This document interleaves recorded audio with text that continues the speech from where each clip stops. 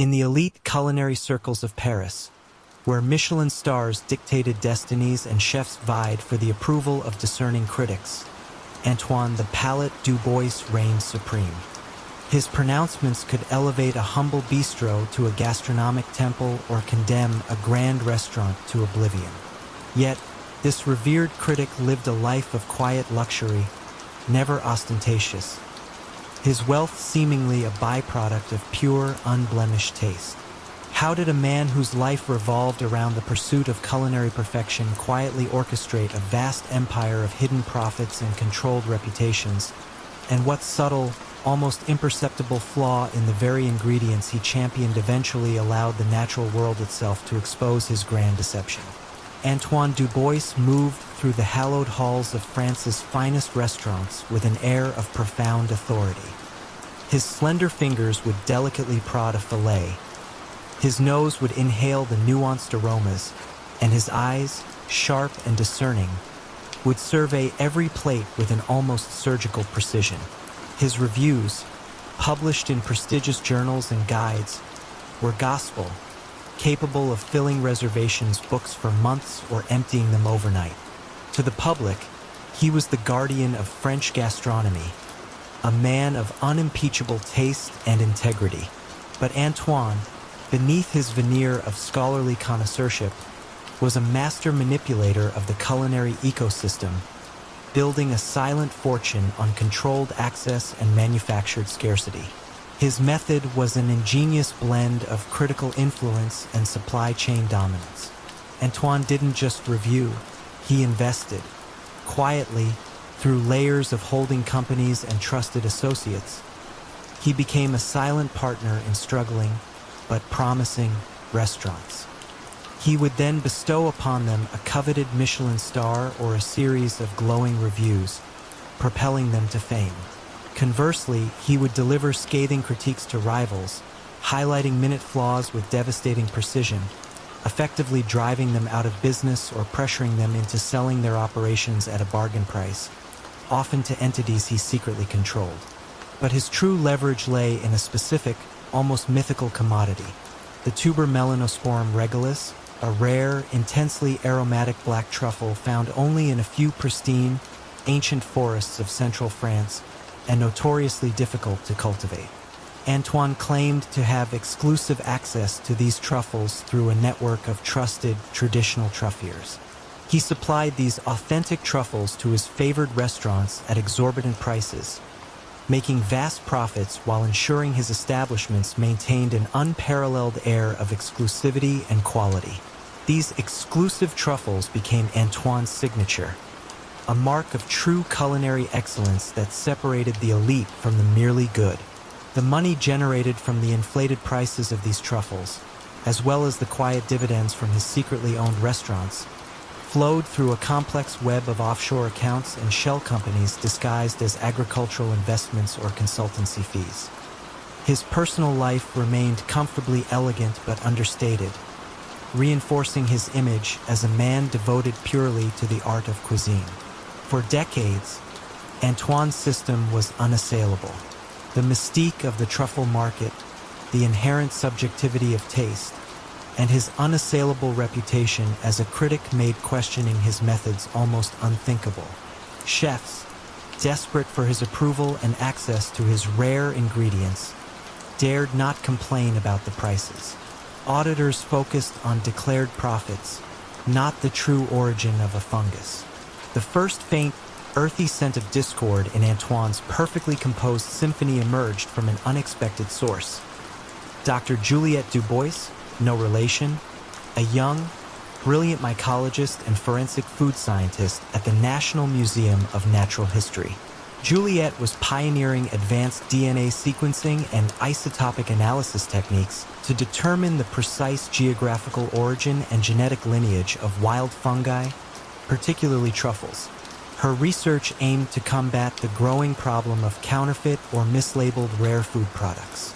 She began to notice a peculiar, statistically improbable genetic homogeneity across several batches of tuber melanosporum regalis being supplied to Paris's most exclusive, highly rated restaurants that all, coincidentally, received glowing reviews from Antoine Dubois. The truffles, purportedly sourced from diverse, wild forest locations, should have shown natural genetic variations reflecting their individual growing conditions. But these did not. They were almost genetically identical. Juliet's investigation was a quiet, meticulous pursuit of scientific truth. She acquired samples of these exclusive truffles through various means, often posing as a culinary student or a researcher. Her DNA analysis revealed a startling truth. The truffles were not wild. They were, in fact, cultivated, grown in specialized, controlled environments, not in ancient forests. Even more damning, their isotopic signature, which reveals environmental conditions like soil type and rainfall, pointed not to central France, but to a vast commercial truffle farm in a remote region of Spain, a farm that had recently invested heavily in advanced cultivation techniques. The poetic misstep was Antoine's overzealous desire for perfect consistency in his rare truffles, a consistency that only cultivation could achieve, thereby erasing the very natural variations that would have confirmed their wild, prestigious origin. When the French financial police, armed with Dr. Dubois's irrefutable scientific evidence, finally approached Antoine Dubois, he was in a Michelin-starred kitchen, overseeing a chef meticulously shaving paper-thin slices of his truffles onto a dish. There was no dramatic confrontation, no public spectacle. Instead, two quiet detectives and Dr. Dubois herself arrived. Antoine, ever composed, offered them a taste of the truffle. They didn't shout accusations. They simply laid out Juliet's forensic reports, the DNA analyses proving cultivation, the isotopic data revealing the Spanish origin, and the undeniable link between his glowing reviews and the restaurants exclusively using his mass-produced, falsely labeled truffles. Antoine looked at the data, his expression slowly shifting from composed arrogance to a quiet, profound realization. His world, built on the illusion of impeccable taste and the silent manipulation of an entire culinary ecosystem, had finally been unraveled, not by a single act of betrayal, but by the relentless pursuit of an unseen truth, exposed by the very essence of the natural world he claimed to champion. In the cutthroat arena of American politics, where campaigns roared with rhetoric and billions changed hands, Arthur the architect Sterling moved with the quiet precision of a ghost, consistently delivering improbable victories for his obscure clients. Yet his name rarely surfaced in public donations or campaign teams. How did a man with no public profile and no visible political machine consistently steer election outcomes, year after year, with such eerie predictability, and what unseen flaw in his meticulous data-driven strategy eventually led to the unraveling of his silent dominance? Arthur Sterling was a man of quiet habits and profound intellect. His office, a nondescript suite in a Washington, D.C. building, housed little more than powerful computers and an array of constantly updating data screens. He dressed simply, spoke little, and eschewed the flashy world of political rallies and television punditry. To his select, high-paying clients, often shadowy corporations or powerful individuals with specific legislative agendas, he was known as a strategic consultant, a genius who understood the electorate like no one else. But Arthur's true artistry lay not in public relations or stump speeches, but in the clandestine manipulation of public opinion and voting behavior through sophisticated data analytics and subtle, almost imperceptible psychological influence. He didn't rig ballot boxes. He influenced the minds that filled them. His method was a highly evolved form of micro-targeting and narrative control. He would collect vast troves of personal data, from public records, social media, consumer habits, and even discreetly purchased voter profiles to construct detailed psychological models of every potential voter. He identified key demographics, their anxieties, their aspirations, their prejudices. Then, using this granular understanding, he crafted highly specific, often contradictory, messages tailored to different groups, delivered through a myriad of untraceable channels. Hyper-targeted digital ads, seemingly organic social media movements, anonymous phone calls, or subtle insertions into local news cycles. He specialized in soft coercion, subtly shifting opinions, sowing doubt about opponents, or inspiring apathy among specific voter blocs, all without ever leaving a direct fingerprint. His campaigns were quiet whispers that cumulatively echoed like thunder. The money that funded these ghost campaigns was laundered through layers of nonprofit organizations, shell companies, and opaque PACs, making it virtually impossible to trace back to its original source or to Arthur himself. Arthur operated from the periphery, his influence felt but rarely seen. He rarely met his clients in person, preferring encrypted communications and a small, fiercely loyal team of data scientists and digital strategists, each siloed, knowing only their small piece of the grand puzzle.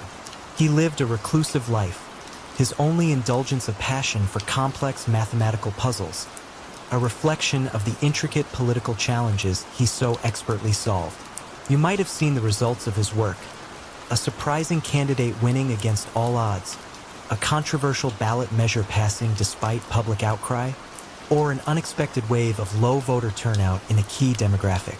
These were his masterpieces, designed to appear as natural shifts in public sentiment, but in reality, carefully orchestrated campaigns of silent influence. For years, Arthur's system was practically invisible to traditional political watchdogs and law enforcement. The sheer volume and complexity of political spending, coupled with the nascent state of digital forensics in the 1990s and early 2000s, meant that his methods often went unnoticed. Campaigns were too chaotic, too noisy, to detect the subtle, algorithmic hum beneath the surface. Investigators focused on illegal campaign donations or obvious voter fraud, while Arthur worked in the quiet, unregulated spaces of digital persuasion and strategic non-engagement. The first faint tremor in Arthur's meticulously constructed world came from a place he least expected: academia. Dr. Anya Sharma, a young, brilliant political data scientist at a university think tank, was developing new methods for detecting statistical anomalies in election results. Her research focused on expected voter behavior versus actual results, looking for deviations that couldn't be explained by conventional polling or demographic shifts. She noticed a pattern of unusually precise voter turnout rates in certain districts and remarkably consistent margins of victory for specific candidates, outcomes that defied the inherent randomness and unpredictability of human elections. The data was almost too clean, too perfect. It was as if an unseen hand was subtly smoothing out the chaotic variables of democracy. Anya's investigation was a deep dive into the raw data, not just of election results, but of digital advertising expenditures, micro-targeted social media activity, and the geographical distribution of phone calls made by seemingly independent grassroots organizations. Her breakthrough came when she developed an algorithm that could identify patterns of message saturation that were too specific and too widespread to be coincidental. She discovered that in certain campaigns, precisely tailored, often conflicting messages were being delivered to highly specific, geographically isolated voter groups, achieving a level of persuasion that statistical models suggested should be impossible. This over-optimization of persuasion, the very perfection of Arthur's strategy, became his unique, detectable signature.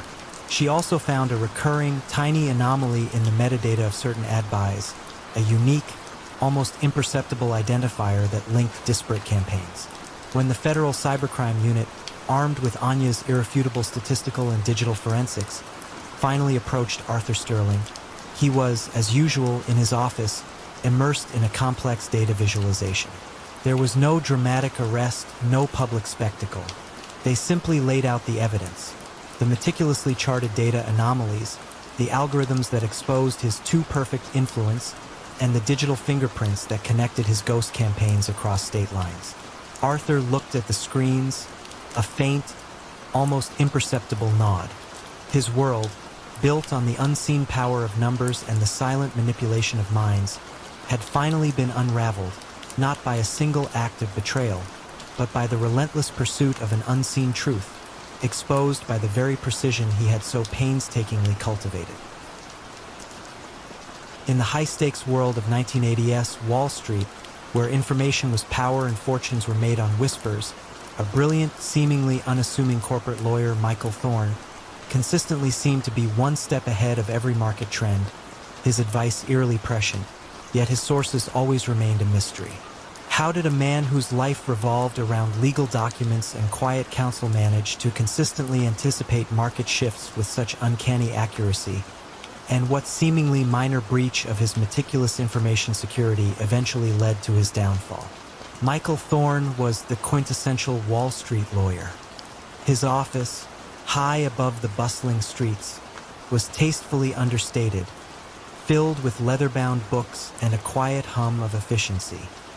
He dressed in sober, expensive suits, spoke in measured tones, and his reputation for intellectual brilliance and unwavering discretion was legendary.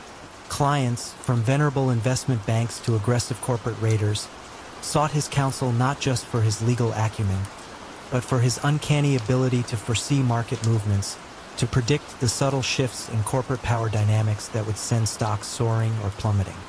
He was the quiet advisor behind some of the decade's biggest mergers and most lucrative hostile takeovers, a silent architect of financial destinies. But Michael's true genius lay not in legal analysis, but in the clandestine art of insider trading, built on a foundation of meticulously acquired, highly confidential information. His method was a symphony of soft coercion and cultivated trust. He didn't engage in crude bribery. Instead, he cultivated relationships with key individuals across the financial landscape. A stressed-out executive assistant privy to merger talks, a disillusioned printing press operator with early access to quarterly reports, a junior analyst at a rating agency struggling with mounting medical bills. Michael would offer discreet financial advice or unsolicited investment tips, subtly building a web of indebtedness. He'd help them navigate a personal crisis or subtly suggest a small, seemingly innocuous favor that, unbeknownst to them, would open a pipeline to critical information. The information wasn't delivered as a direct exchange for money. It was a consequence of a carefully nurtured relationship, a quiet understanding of mutual benefit, often with the sources themselves unaware of the true value of the data they were providing or its ultimate destination. Michael never placed a trade himself. He maintained an unblemished public record, his hands clean of direct financial transactions. Instead, he relayed his prescient insights to a handful of trusted intermediaries, high-net-worth individuals and small, independent investment firms who were always eager for an edge. These intermediaries would then execute the trades, often in small, diversified amounts across multiple accounts, ensuring that no single large transaction would trigger regulatory scrutiny.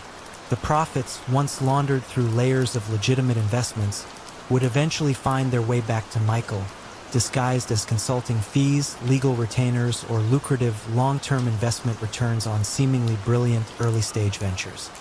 He lived a life of comfortable, but not ostentatious, wealth, further reinforcing his image as a man whose success was simply a byproduct of his exceptional intellect. For years, Michael operated in the shadows, an enigma whose consistent success was admired, if not entirely understood, by his peers. The Securities and Exchange Commission, SEC, knew insider trading was rampant on Wall Street, but proving it was like trying to catch smoke. They pursued the obvious cases, the loudmouths, the greedy showmen. Michael, the whispering lawyer, remained invisible.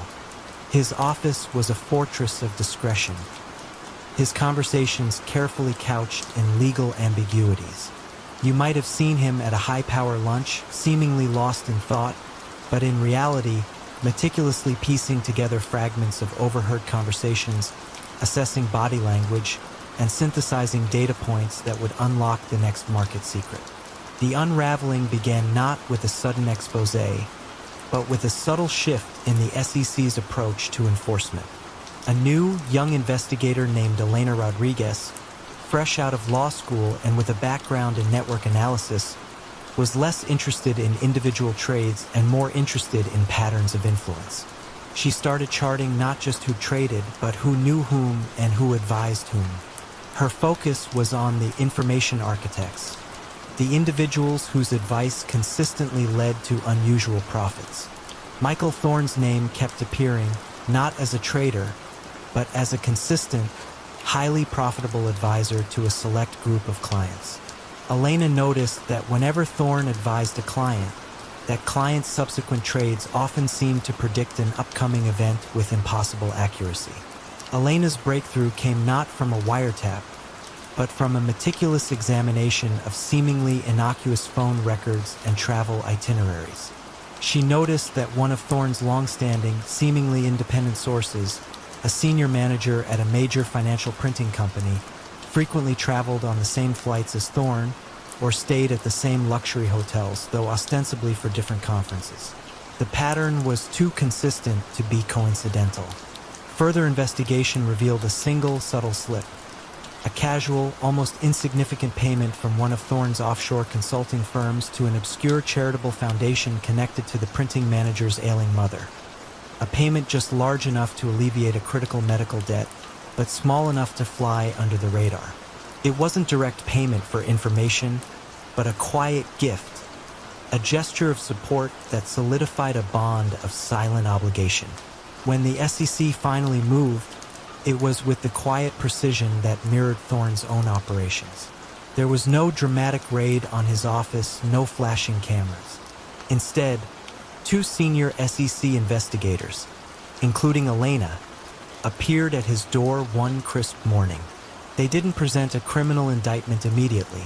They presented him with a meticulously compiled timeline of his prescient advice, cross-referenced with the public announcements of corporate actions and overlaid with the detailed financial connections to his supposedly independent sources. They showed him the undeniable pattern, the invisible threads that connected his advice to the hidden favors he had orchestrated. Michael Thorne, the whispering lawyer who had mastered the art of information, saw his meticulously constructed empire crumble not under the weight of a loud accusation, but under the quiet, irrefutable logic of his own documented influence. The silence of his office, once a symbol of his power, now echoed with the quiet finality of his undoing. In a city known for its whispered secrets, the opulent salon of Madame Celeste Dubois was a haven for the elite.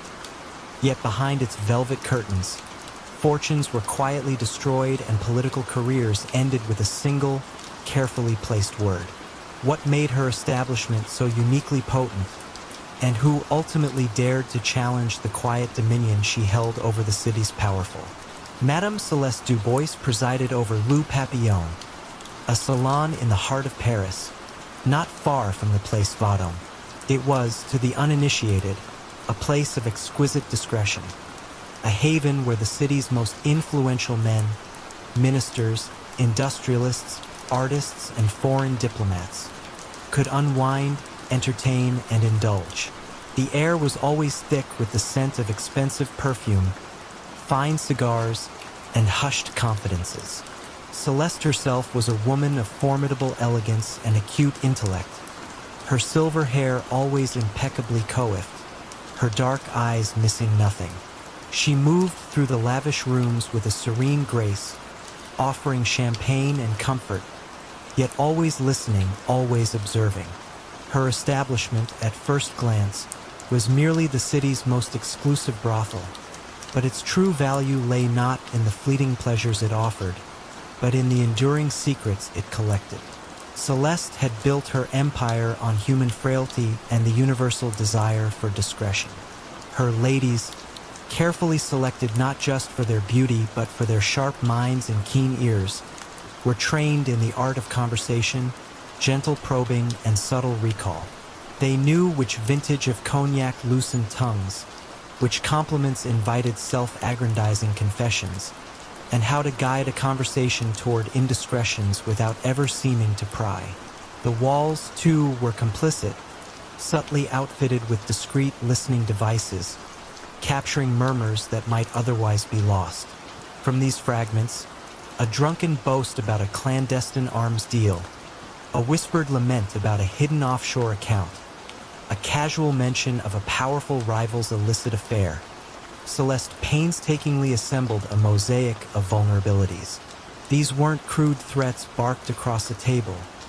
They were quiet, devastatingly effective leverage.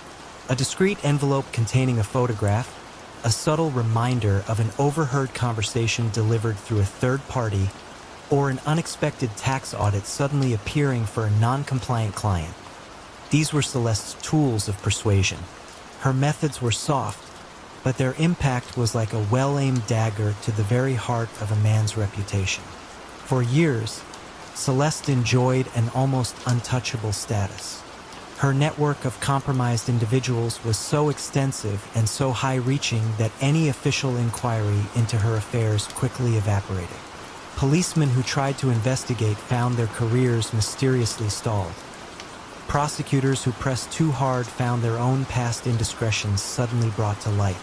She even occasionally fed carefully curated, deniable intelligence to certain government agencies, ensuring their continued, mutually beneficial silence. You might have seen her dining at a Michelin-starred restaurant, perhaps at a corner table, quietly observing the political machinations playing out across the room, secure in the knowledge that she held many of the strings. The city knew of Le Papillon, of course, and whispered about its exclusivity, but few suspected the true nature of the power that emanated from within its velvet-lined walls. The first faint tremor came not from an external threat, but from within her own meticulously organized world. Elodie, a young woman Celeste had taken under her wing, was exceptionally bright and equally ambitious. Elodie had learned quickly, absorbing Celeste's lessons on human nature and the mechanics of influence. But unlike Celeste, Elodie harbored a quiet resentment for the control Celeste exercised, not just over the clients, but over the lives of the women who worked for her. Elodie began to keep her own ledger, a clandestine record of Celeste's most potent secrets, the real names behind the coded entries, the actual dates of the most damaging encounters, the specific demands made during the coercion phase. It was a dangerous game, born of a slow-burning desire for independence. Meanwhile, Inspector Louis Duval, a man of quiet integrity and unwavering patience, arrived at the prefecture's financial crimes unit. Duval was less interested in the moral failings of society's elite and more concerned with the unseen currents that manipulated the city's commerce and politics. His attention was drawn to a series of unusual financial transactions and unexpected political shifts. A sudden change in a zoning permit for a luxury development, an abrupt resignation of a prominent cultural minister, an industrialist's inexplicable withdrawal from a highly profitable venture. There was no obvious link, no smoking gun, only a recurring, unsettling pattern. The individuals involved had all, at some point, been frequent visitors to Le Papillon. Duval dismissed the coincidence at first, seeing it as mere gossip, but his methodical mind couldn't ignore the repeated synchronicity. He began to trace not the individual scandals, but the consequences of those scandals, mapping the flow of influence. Duval's breakthrough came, not with a dramatic raid, but with the quiet intersection of two seemingly unrelated investigations. He was tracking a complex money laundering scheme involving a high-ranking politician when an anonymous tip led him to a forgotten safe deposit box. Inside, he found a meticulously coded ledger, detailing the exact nature of blackmail payments and favors owed, compiled by none other than Elodie. This ledger, cross-referenced with Duval's own financial analyses and a deeper understanding of the pattern of political capitulations, laid bare the entire intricate mechanism of Celeste's influence. It revealed not just the indiscretions, but the precise, calculated exploitation of them. The end for Celeste Dubois was as understated as her reign. There was no public scandal, no sensational headlines detailing her fall. Instead, it was a quiet Tuesday morning when Inspector Duval, accompanied by a few plainclothes officers, arrived at Le Papillon. The salon was impeccably silent, the air still perfumed. Celeste greeted them with her usual serene composure, perhaps sensing the shift in the city's subtle currents. Duval simply presented her with a copy of Elodie's ledger and a series of meticulously compiled financial documents. He didn't accuse, he merely presented the evidence. The full weight of her meticulously constructed empire, built on whispers and vulnerability, collapsed under the quiet, undeniable weight of documented truth. The elegant salon, once a vibrant nexus of power and pleasure, faded into a hushed memory, its secrets finally becoming part of the city's unspoken history. At a prestigious auction in Paris, a newly unearthed masterpiece, a landscape attributed to a lesser-known Dutch Golden Age painter, sold for an astonishing sum. Yet, mere weeks later, a faint, almost imperceptible trace of a pigment not invented until the 19th century was discovered in a minuscule section of its sky. How could a man who built an empire on the flawless illusion of authenticity be undone by such an infinitesimally small anachronism? And what quiet trail of deception did that single brushstroke reveal? Marcel Dubois, known in exclusive circles as Le Curateur, never fit the archetypal image of a criminal mastermind. He was a man of impeccable taste, with a scholar's appreciation for art history and a connoisseur's eye for detail. Operating from a discreet atelier in a quiet Parisian arrondissement in the 1960s, he cultivated an air of genteel erudition. His hands, though capable of remarkable artistic precision, were soft, unblemished by the crude realities of the underworld. He didn't traffic in drugs or arms. Marcel traded in shadows and whispers, in the delicate dance between what was real and what could be made to appear real. His journey into the clandestine began not with a desire for illicit wealth, but with a profound, almost obsessive fascination with the masters. He saw the art world, with its inflated values and subjective judgments, as a vast, untapped canvas for his unique talents.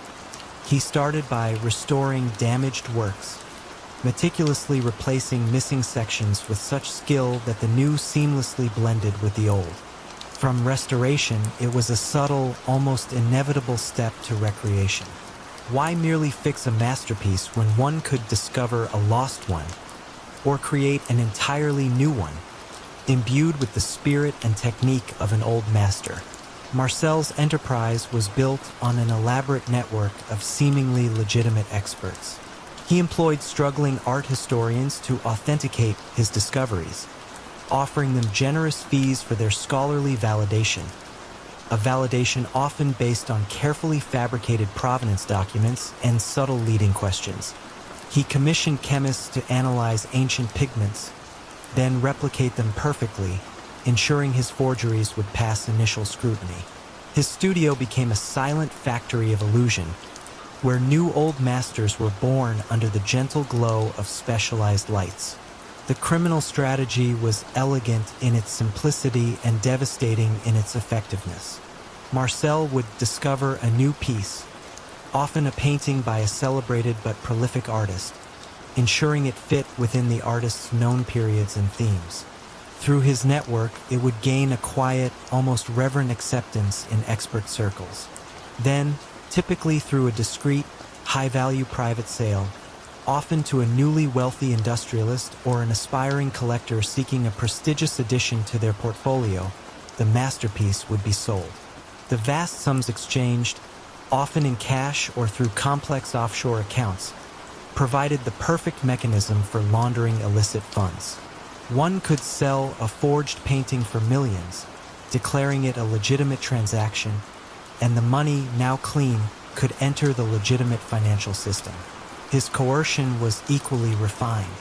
If a potential buyer hesitated, Marcel wouldn't threaten their family. He might, with a sympathetic sigh, reveal subtle doubts about the authenticity of other pieces in their collection, gently suggesting that without the undeniable presence of this newly discovered work, their entire collection's value might be called into question. or he would simply ensure that rival collectors and critics would coincidentally begin whispering about the legitimacy of their existing pieces. It was a slow, reputation-damaging poison, leading many to reluctantly acquire Marcel's discoveries as a form of insurance, a way to shore up their public image as discerning connoisseurs. The intricate web Marcel wove began to fray, not through external pressure, but from within. A young art restorer named Lena, meticulous and deeply principled, had been working for Marcel for nearly 5 years. She was a master of detail, responsible for the final aging and wear of the canvases. On one particular commission, a supposed landscape by Jean-Baptiste Camille Corot, she noticed a minuscule inconsistency in the composition of a specific shade of green used in the foliage, a pigment with a unique molecular signature that she knew should not have existed until much later. She flagged it to Marcel, who dismissed it as an anomaly, a quirk of aging. But Lena, driven by a deep respect for historical truth in art, felt a growing disquiet. Unbeknownst to Marcel, the National Office for the Repression of Illicit Trafficking in Cultural Property had recently hired Dr. Evelyn Reed, a leading expert in forensic art analysis, whose approach to art crime was less about catching thieves and more about unmasking the science of forgery.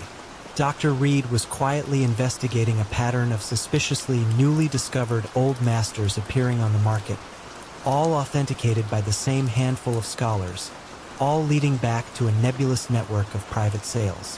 When Lena, tormented by her conscience, anonymously tipped off Dr. Reed to the specific Corot landscape and its odd green pigment, it was the scientific thread Evelyn needed to pull. The investigation was a painstaking, quiet process. Dr. Reed used non-invasive techniques to sample and analyze other paintings linked to Marcel's network. Each analysis, conducted under high magnification and complex chemical tests, began to reveal the same pattern of anachronistic materials or techniques, a specific type of canvas weave, a particular binder in the paint, a unique method of crackle duplication.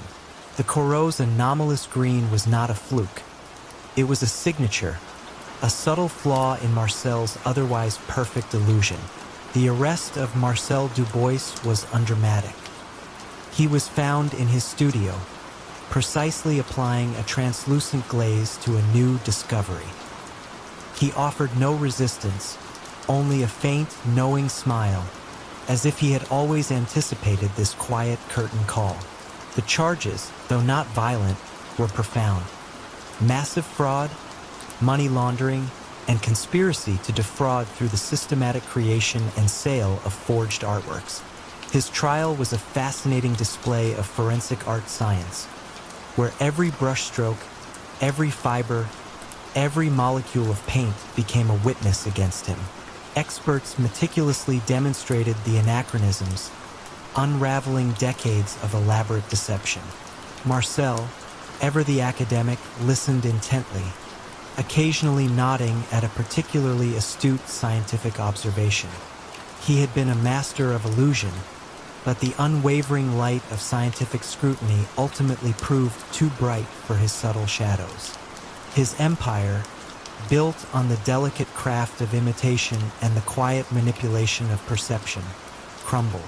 The art world, shaken by the scale of his deceit, began a new era of heightened scrutiny. The question of that single brushstroke was answered. It was the first tremor, the almost silent crack in the curator's meticulously painted facade. Compassionate heart of Seattle, where the tech boom cast long shadows over the city's growing homeless population, Arthur the Benefactor Croft was a revered figure. His charity, Hope's Embrace, built an empire of goodwill, providing food, shelter, and job training with remarkable efficiency. Yet Arthur himself remained modestly wealthy, never ostentatiously so. How did a man whose life was dedicated to alleviating suffering quietly cultivate a vast network of personal influence and hidden profit from the very desperation he claimed to serve? And what almost statistical whisper, a flaw born from an obsession with perfect humanitarian efficiency, eventually unmasked his profound deception. Arthur Croft was the embodiment of modern philanthropy. His public appearances were characterized by earnest speeches, quiet humility, and compelling statistics about the lives Hope's embrace had transformed. He had a gentle, unassuming demeanor, his eyes reflecting a deep empathy for the downtrodden. He launched innovative programs, secured massive corporate donations, and built a reputation for unprecedented efficiency, ensuring that nearly every dollar donated went directly to aid. To the public, he was a saint, a tireless champion of the vulnerable. But Arthur Croft, beneath his polished altruism, saw human suffering as a unique resource, a means to cultivate an invisible web of favors, information, and quiet financial gain.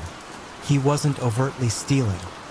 He was harvesting influence and channeling funds through a labyrinth of seemingly legitimate, interconnected entities. His method was a masterpiece of benevolent control.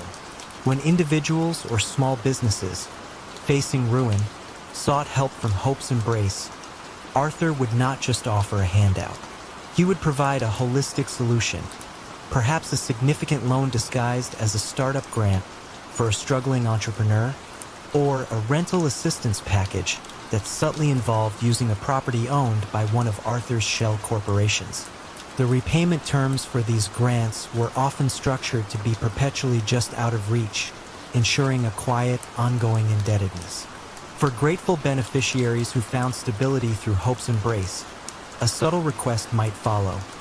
A volunteer position that involved discreetly collecting sensitive information, or a favor to quietly influence a local community board vote, or even to steer a city contract towards a specific, preferred vendor. The leverage was never explicit. It was built on gratitude, quiet dependence, and the unspoken fear of losing the support that had pulled them from the brink. The true financial gains for Arthur flowed not from outright theft, but from inflated service contracts. Hope's embrace would outsource services, catering for soup kitchens, security for shelters, vocational training materials, to a network of seemingly independent companies that were, in fact, quietly controlled by Arthur through layers of holding companies and dummy directors. These companies would charge significantly above market rates, siphoning off millions from donated funds. Yet the services themselves were always delivered, ensuring no obvious breach of trust. The money then returned to Arthur as management fees or investment returns, laundered through diverse portfolios. His personal life remained comfortably modest, his public persona meticulously maintained, further reinforcing the image of a selfless leader. 4 years, Arthur's system was impregnable. Who would audit a charity built on such universal goodwill?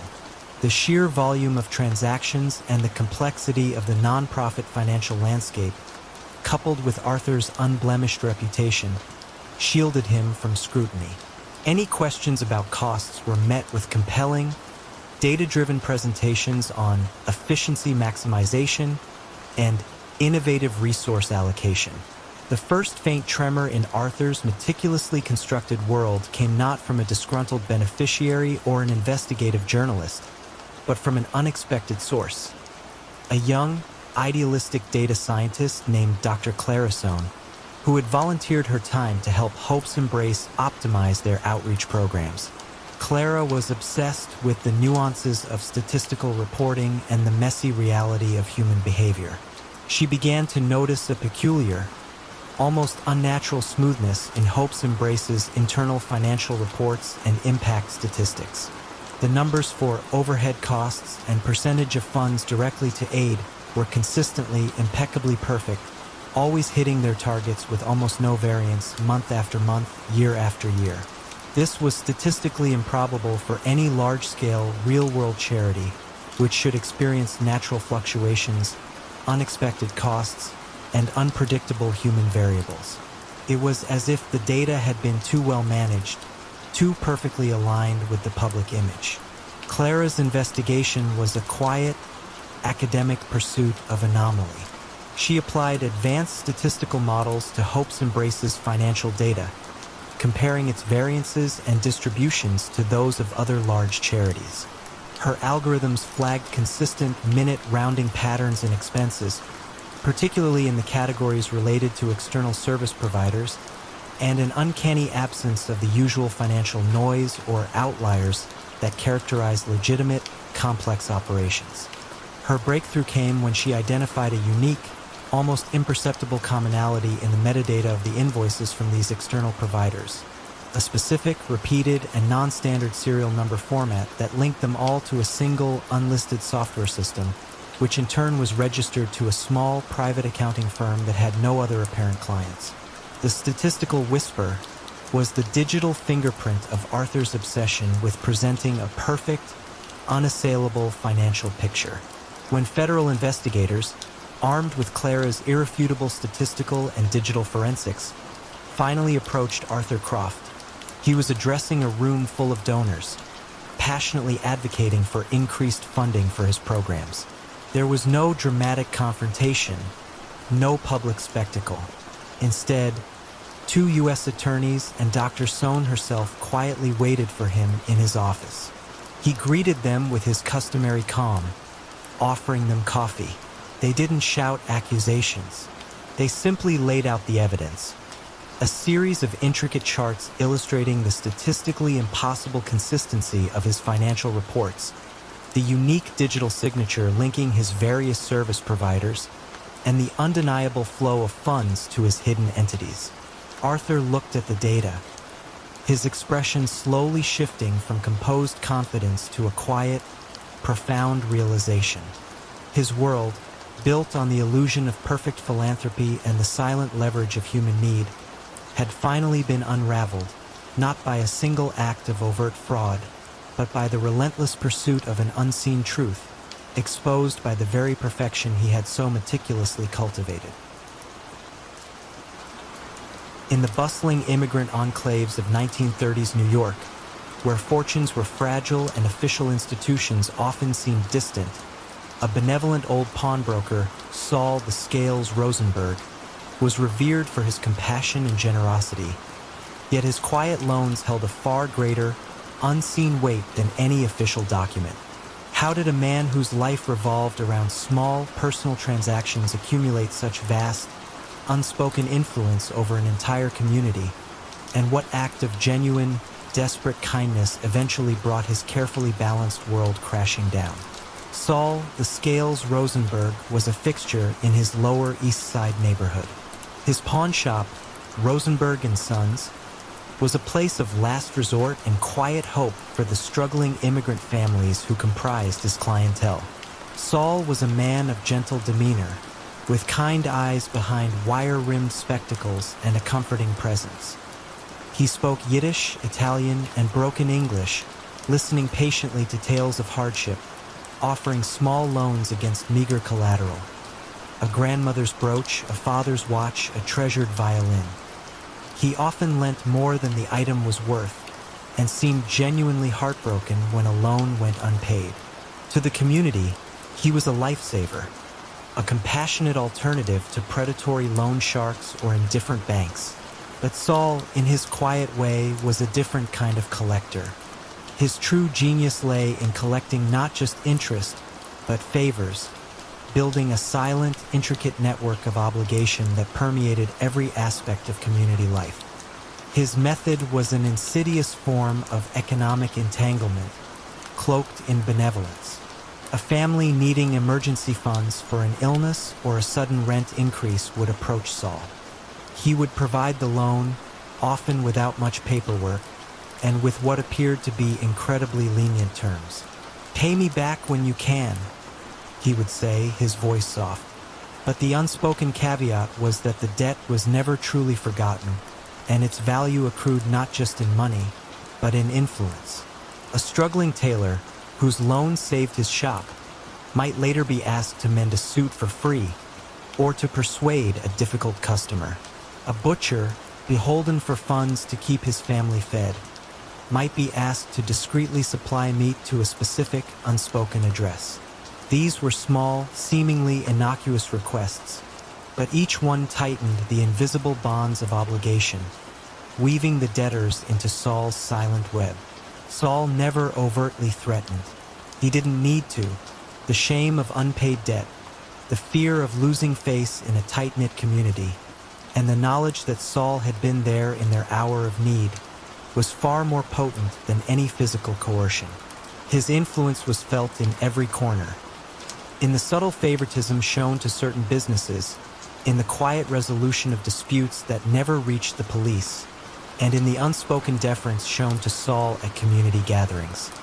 He operated entirely outside official systems, his word the only contract necessary, his silent ledger a living testament to the interwoven fates of his debtors.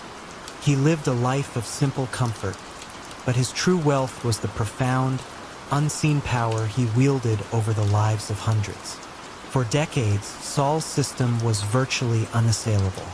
The community protected him not out of fear, but out of a genuine belief in his beneficence. Who would report a man who had helped them in their darkest hour? The police, grappling with more visible crimes, largely ignored the internal workings of the immigrant neighborhoods, viewing them as self-regulating. Saul's operations left no paper trail, no loud conflicts, only the quiet hum of a community bound by complex, invisible obligations. The first subtle crack in Saul's carefully balanced world came from a place of unexpected compassion. A young, determined social worker, Sarah Jenkins, had recently been assigned to the Lower East Side. Sarah was fluent in Yiddish and quickly earned the trust of the elderly women in the neighborhood. She began to notice a recurring, unsettling theme in their stories, a pervasive sense of quiet obligation to Mr. Rosenberg, even years after their original loans had seemingly been repaid. Many spoke of endless, small favors they continued to perform, not out of current necessity, but out of a deep-seated feeling of being in his debt. Sarah, with her experience in identifying predatory lending practices, recognized the insidious nature of this silent coercion. It wasn't about money anymore. It was about human lives held in perpetual thrall. Sarah's investigation was a painstaking process of listening, documenting, and connecting the seemingly disparate threads of these quiet tales. She didn't look for financial ledgers. She looked for patterns of human behavior, for the emotional weight of unwritten contracts. Her breakthrough came when she encountered a young woman, Maria, whose family was desperately trying to immigrate to the U.S. from Europe. Maria's brother, indebted to Saul for years after a loan to save his small grocery, was being asked to perform a series of increasingly risky and morally compromising favors to repay the family's escalating, unspoken debt, favors that involved subtly influencing local union elections. Maria, driven by the desperate hope of uniting her family, and emboldened by Sarah's empathetic understanding, finally revealed the true nature of Saul's loans and the endless, silent obligations they carried. She provided concrete examples of these favors and their direct impact on community functions, painting a clear picture of an unseen control. When the federal agents, guided by Sarah's meticulous and deeply human narrative, arrived at Rosenberg & Sons, Saul was behind the counter, weighing a tarnished silver locket. There was no confrontation, no struggle. They didn't present financial indictments. They presented him with a collection of the stories Sarah had gathered, the quiet testimonies of a community held captive by gratitude and silent fear. They showed him how his benevolent loans had, over decades, amassed a profound systemic control that transcended simple usury. Saul looked at the documents, his kind eyes clouded with a complex mix of sorrow and resignation. His world, built on the delicate balance of kindness and quiet leverage, had finally been exposed, not by the harsh hand of the law, but by the profound and desperate act of revealing the truth by those he had ostensibly helped. The scales, finally, had tipped, revealing the true weight of his silent empire. It began not with a gunshot or a loud explosion, but with a barely perceptible tremor in the meticulously balanced ledgers of a downtown Chicago import-export business. A single, almost insignificant discrepancy, dated nearly 2 decades prior, caught the eye of a junior auditor named Eleanor Vance. How could a man who built an empire on calculated silence and financial finesse ultimately be undone by a misplaced decimal point? Arthur Blackwood, a man of precise habits and impeccably tailored suits, was a paradox within the shadowy world of organized crime. He didn't rise through ranks stained with blood. He ascended on columns of figures and the quiet manipulation of trust.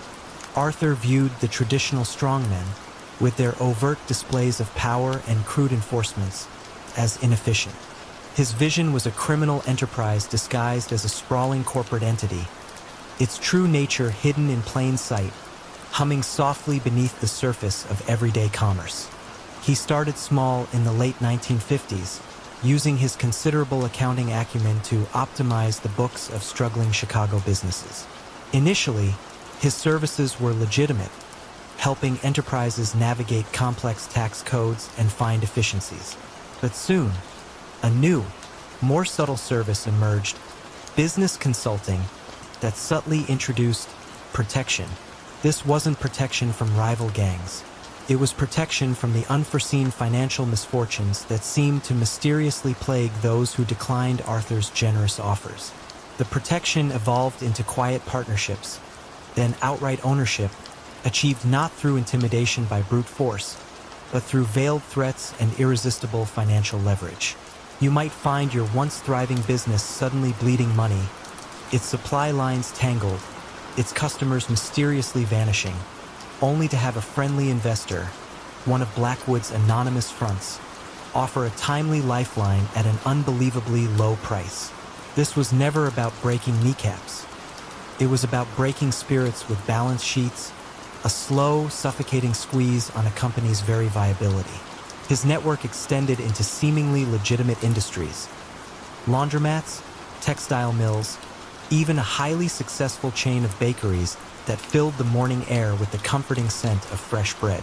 Each served as a conduit, a discreet pipeline for illicit funds, washing dirty money through the mundane, unremarkable transactions of everyday life. Millions moved, laundered through the sale of 1,000 loaves of bread or the processing of countless pounds of fabric, leaving no discernible trace. The old families of Chicago's underworld initially dismissed Blackwood as the paper pusher, an irrelevant nuisance. They saw his meticulousness as weakness, his quiet demeanor as a lack of resolve. But as their own cash flows mysteriously tightened, and their traditional strong-arm tactics became less effective against Blackwood's pervasive financial stranglehold, they started to pay attention. He didn't challenge them with open conflict. He simply made their operations unprofitable, slowly siphoning off their influence. He created an economic moat around his enterprises, making it far more costly to fight him than to grudgingly, quietly join his expanding financial web. Eleanor Vance, the auditor, was relentless. The initial discrepancy, though small, nagged at her. It led from the small import company, through a bewildering series of shell corporations, to a large holding company with diverse interests across the city, a vast, interconnected financial web. This was the first concrete hint that something far larger and more intricate lay beneath the surface. Unbeknownst to her, the FBI's organized crime division was also quietly building a case, but not on traditional RICO charges based on violence. Their focus was on tax fraud and intricate money laundering schemes, seeking the financial brain, not the muscle. The turning point arrived with a man named Vincent Moretti, known within the organization as Vinny the Vouch. Vinny was a mid-level manager, handling the logistics for Blackwood's sprawling textile operations. He was, by all accounts, a loyal man, dedicated to the intricate financial dance that kept the mills running and the money flowing. But Vinny was also a man who loved his family above all else. His young son was diagnosed with a rare, aggressive illness, demanding incredibly expensive treatment. Blackwood, usually so detached, so clinical in his decisions, refused any assistance beyond the standard inadequate company health plan. This unexpected lack of compassion, this cold, unyielding financial calculus in the face of human suffering, began to chip away at Vinny's unwavering loyalty. The federal agents, observing Vinny's increasing disquiet, approached him with extreme caution.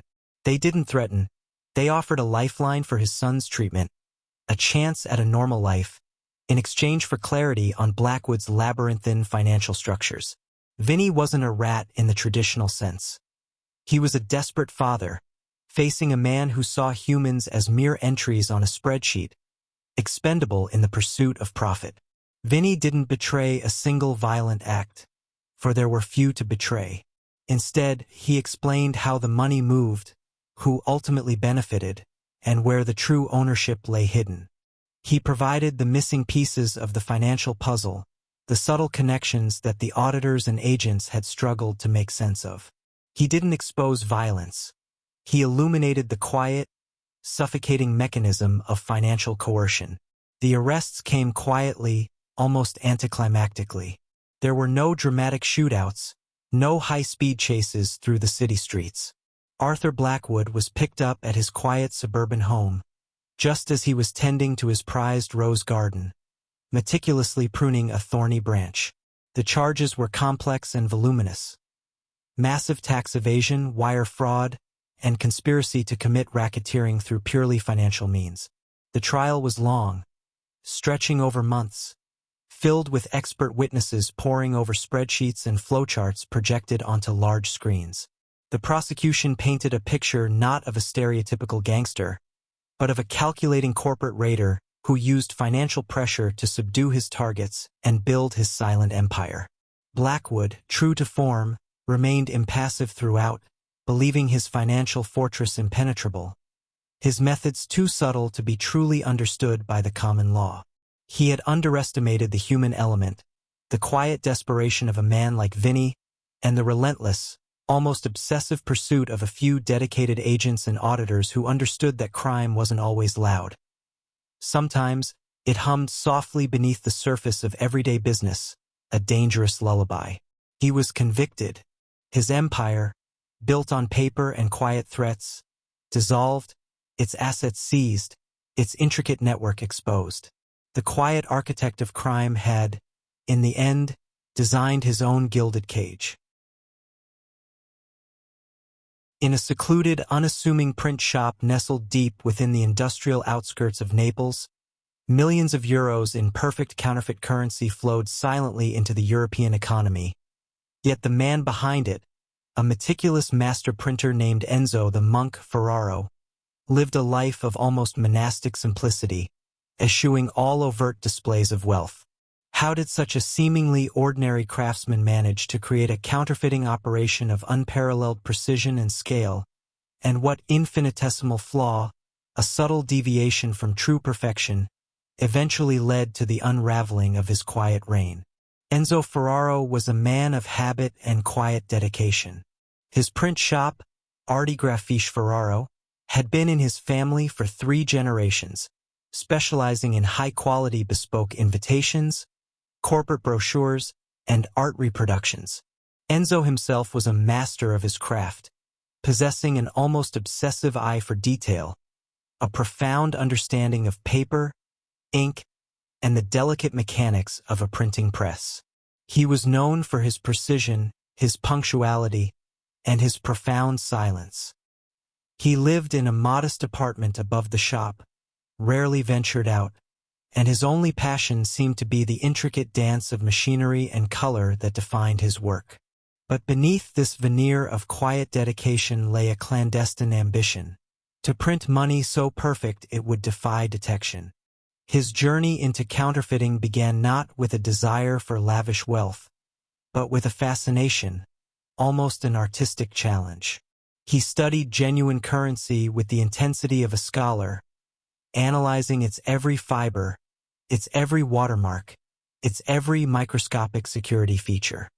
He invested slowly, discreetly in the finest papers, the most advanced inks, and specialized printing plates, often ordering them from disparate, unsuspecting suppliers across Europe and Asia, ensuring no single vendor could trace his true intentions. He rarely, if ever, outsourced. Every step of the process, from the initial engraving to the final cut, was performed by his own hands, often under the pale glow of a single lamp, long after the city had gone to sleep. He was a lone artisan in a dark trade, the monk because of his reclusive habits and the meticulous, almost devotional focus he brought to his illicit craft. The money he produced was not just fake. It was, in its material reality, a flawless imitation, designed to blend seamlessly into the legitimate flow of commerce. Enzo's distribution network was as understated as his production. He didn't deal with street thugs or flashy criminals. Instead, he used a small, carefully vetted group of intermediaries, unassuming businessmen with legitimate fronts, who would discreetly introduce batches of the counterfeit currency into the broader economy through large-scale, low-profit transactions. Bulk purchases of perishable goods, small investments in struggling businesses, or even quietly exchanging them at busy tourist hubs.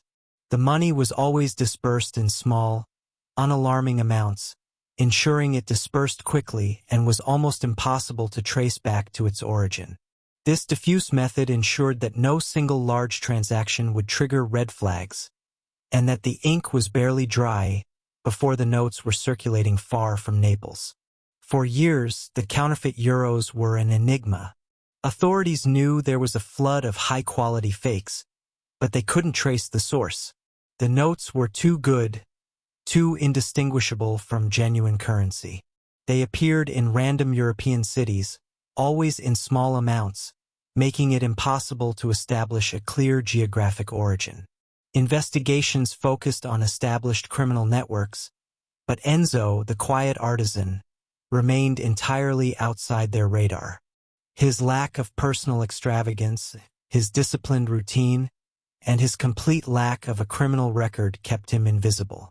You might have received one of his notes as change in a Parisian cafe, or withdrawn one from an ATM in Berlin, entirely oblivious to the silent, meticulous effort that went into its creation. The beginning of the end for Enzo came not from a human tip, but from a machine, or rather, the data it generated. The European Central Bank had recently deployed a new generation of sophisticated currency detection machines in major banks across the continent. These machines, far more advanced than previous models, could not just detect obvious fakes, but could analyze microscopic inconsistencies in texture, faint deviations in the magnetic strip, and almost imperceptible variations in the ink's chemical composition. Over time, these machines began to flag a statistically significant number of almost perfect notes. Not enough to stop a transaction, but enough to trigger a quiet internal alert. The flaw was not in the design of the notes, but in an almost imperceptible variation in the drying process of a specific ink, a minute difference that only a machine operating at atomic levels could detect. A dedicated team of forensic currency analysts, led by Dr. Lena Schmidt, a German expert with a background in material science, began to compile the data. They weren't looking for obvious fakes. They were looking for patterns among the nearly perfect ones. She noticed that the flagged notes, despite appearing in diverse locations, shared a common, specific microsignature, a unique fingerprint left by a particular type of printing press and a very specific ink formula. This fingerprint pointed to a master printer of incredible skill. Dr. Schmidt's breakthrough came when she cross-referenced the chemical composition of the ink with shipping records for specialized printing supplies, slowly narrowing down the list of potential buyers to a handful of high-quality print shops. The next step was to identify which of these print shops also ordered the specific, obscure type of paper fiber found in the counterfeit notes. The quiet, almost invisible trail led directly to Arti Grafiche Ferraro in Naples. When the financial police, armed with Lena Schmidt's irrefutable forensic evidence, arrived at Enzo's shop, there was no dramatic confrontation. Enzo was at his press, meticulously adjusting a plate, the scent of ink and paper filling the air. He looked up, his expression calm, almost resigned. They didn't need to ask questions. They simply presented him with the detailed analysis, the microscopic images, the undeniable scientific proof of his unique signature on the counterfeit euros. His quiet empire, built on an almost perfect illusion, had been unraveled not by brute force, but by the cold, unyielding logic of advanced science, revealing the almost imperceptible flaw that only true perfection could hide. The silent king of counterfeits had finally been dethroned, not by a rival, but by the relentless pursuit of an unseen truth. In the bustling port city of Galveston, during the mid-20th century, every crate loaded, every ship berthed, and every longshoreman hired seemingly depended on the quiet nod of Joseph Big Joe Moretti, yet his name appeared on no official permits or union ledgers. How did a man with no formal title wield such absolute, unspoken authority over the very arteries of the city's commerce? And what untold cost did that control extract from the lives intertwined with the docks? Big Joe Moretti moved through the grimy, vital landscape of the Galveston docks with the gravitas of a natural force. He wasn't loud, nor did he display overt aggression. Instead, his power emanated from an almost invisible web of connections, a vast network of favors owed, quiet threats implied, and an undeniable knack for making things work. In the chaotic post-war boom, when shipping was a wild, unpredictable beast, Joe had offered something invaluable: stability. He had organized the fragmented longshoremen, negotiated with the shipping lines, and seemingly smoothed over every dispute. You saw him often, a stout figure in a plain work jacket, a fedora often tilted back on his head, a cigar held between thick fingers, always observing, always listening. He didn't issue commands. He offered suggestions, and those suggestions everyone knew were better followed. His ascent was a slow, deliberate tightening of a noose made of necessity. Initially, he provided a crucial service, mediating disputes, ensuring fair wages, or at least consistent ones, and preventing labor unrest. Gradually, however, his mediation became indispensable. No worker got a shift without Joe's approval.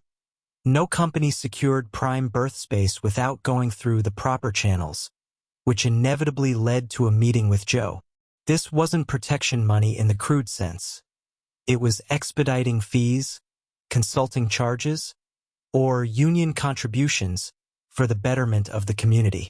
Businesses that resisted found their shipments delayed, their cargo lost, or their workforce inexplicably absent. It was a soft coercion, a gentle squeeze that left no bruises, only economic suffocation.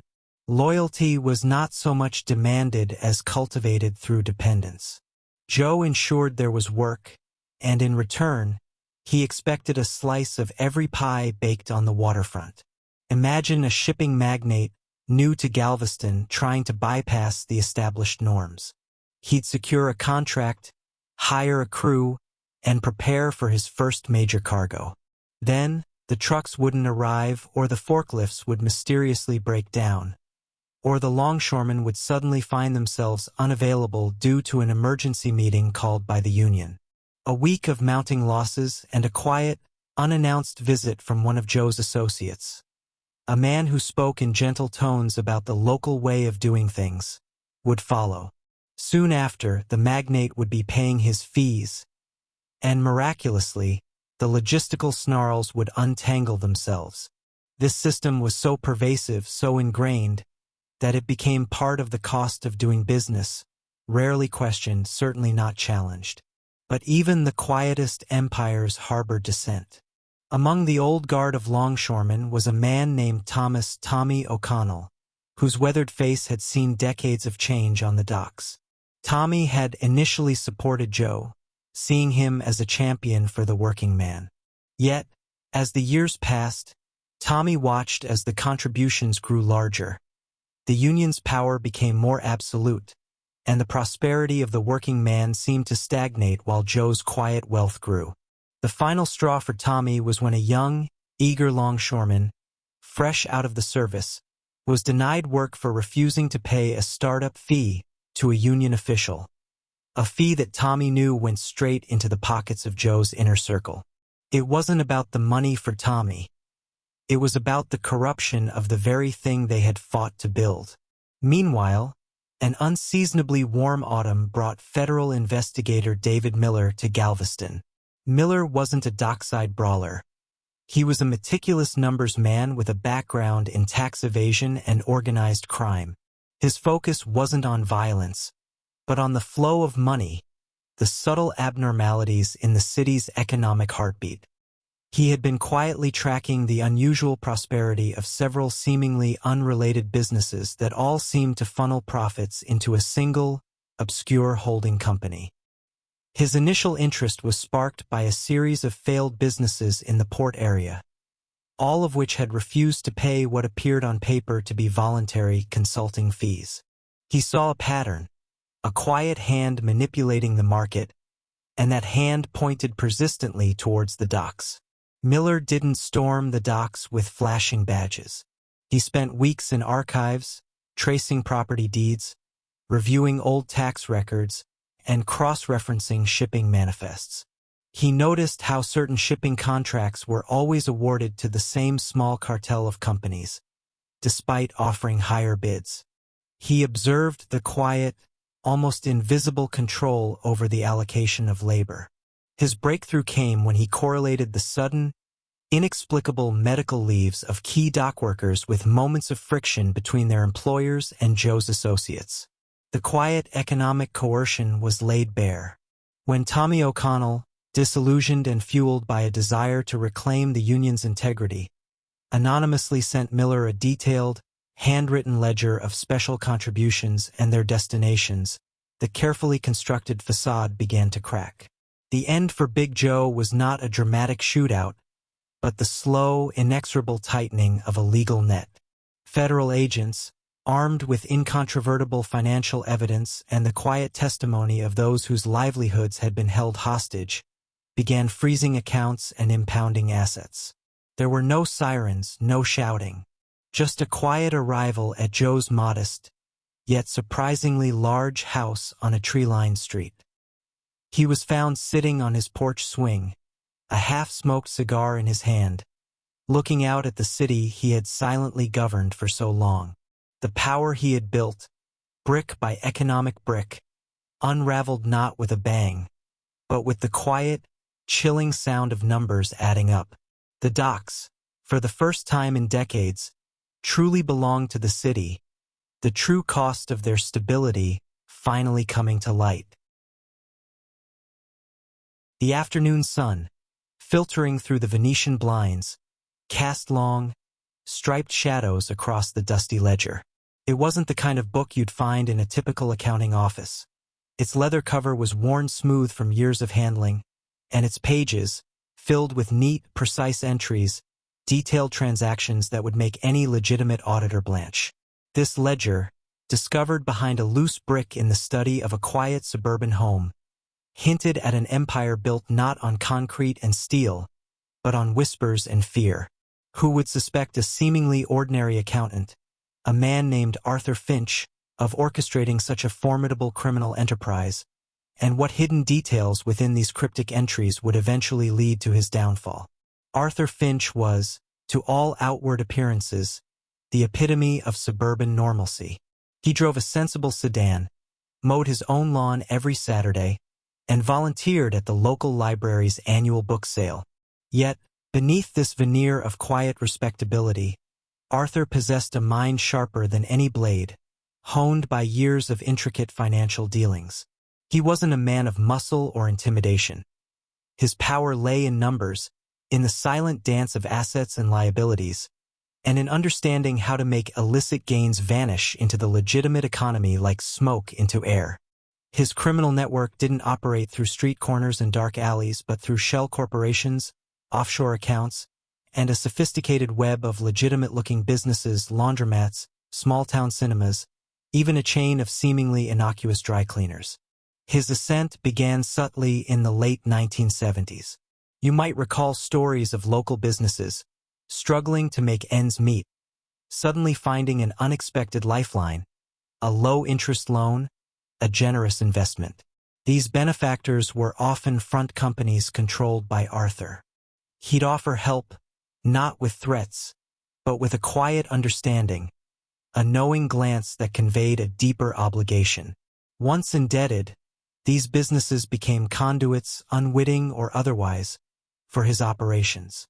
The laundromats, for example, were perfect for blending dirty cash with legitimate income, the sheer volume of small, untraceable transactions providing an ideal cover. It was a strategy of soft coercion, a silent tightening of the noose, where loyalty was bought with relief, and betrayal meant financial ruin, not physical harm. Arthur's network grew, extending its tendrils across state lines.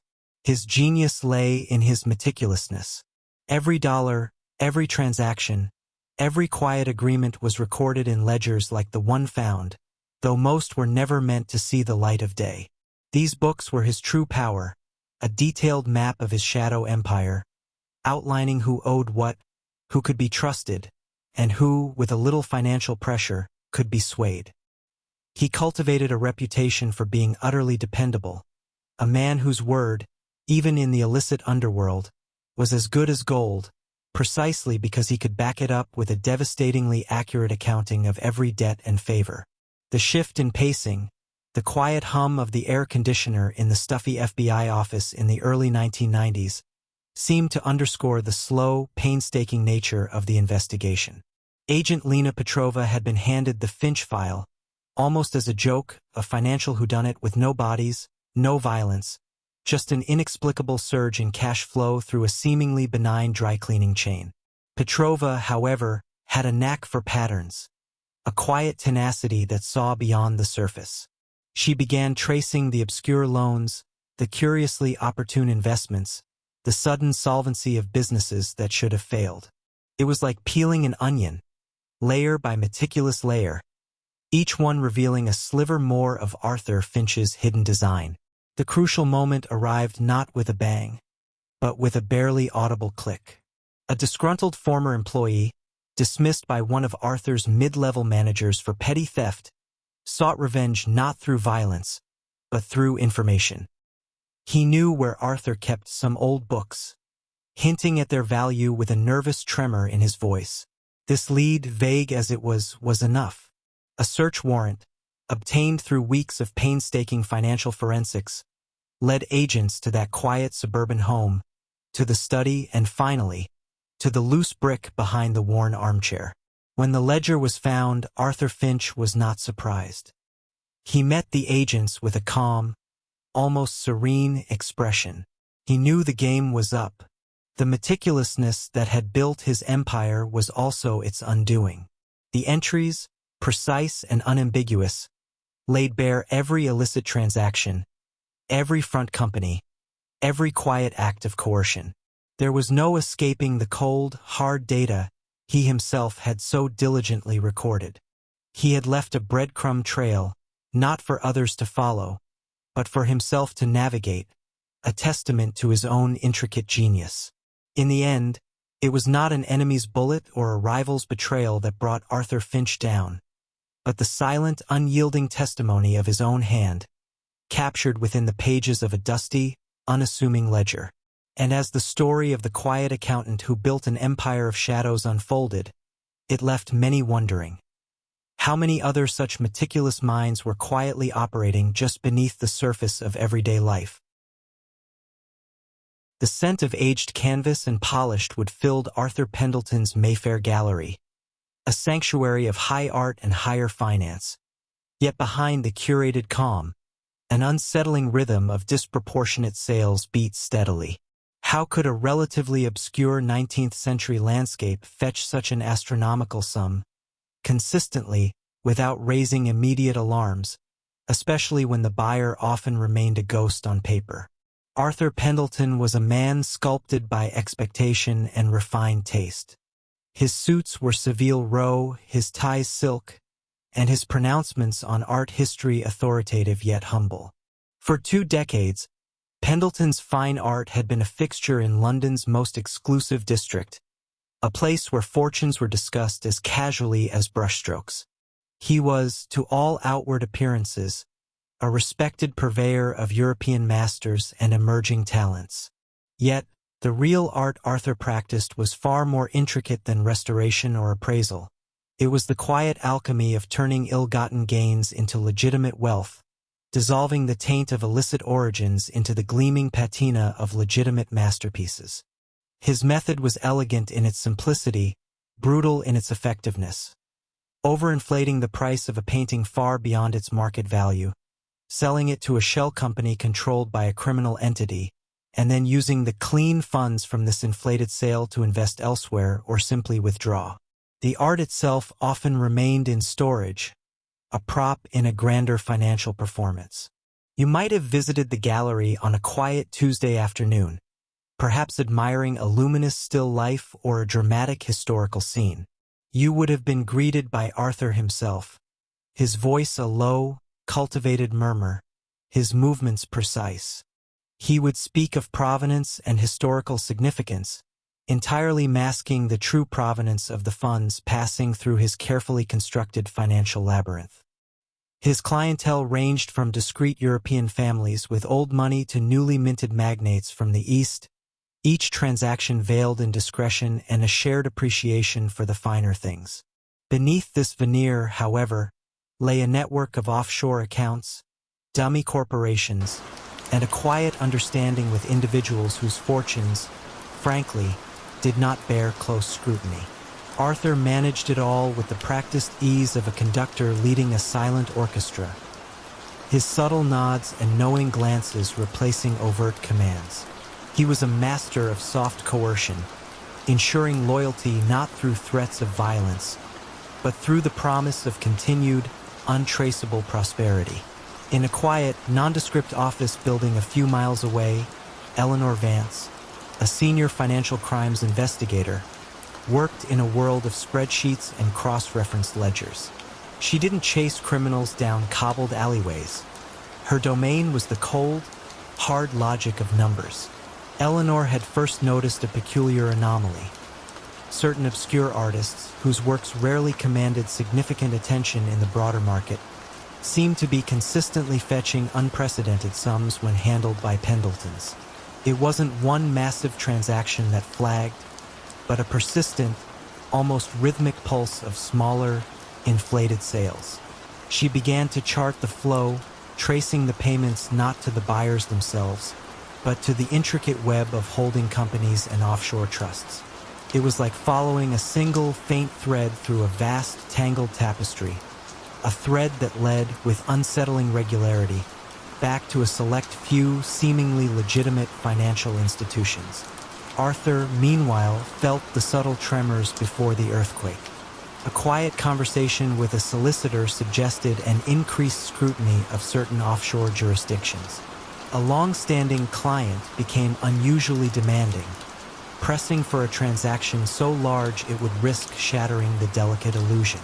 Arthur, ever the pragmatist, understood that a machine of such complexity, once set in motion, was difficult to stop or even slow. He dismissed the growing unease with a firm, albeit silent, resolve. His focus remained on maintaining the illusion of impeccable legitimacy, even as the whispers of tighter regulations grew louder.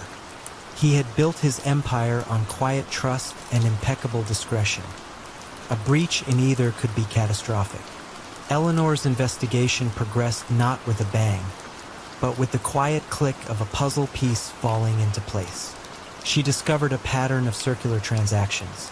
A painting sold for millions only for a seemingly unrelated entity, often connected to the original buyer through a series of shell companies, to purchase another high-value piece from Pendleton's shortly thereafter. The money wasn't leaving the ecosystem. It was merely cycling, cleansing itself with each pass through the art market.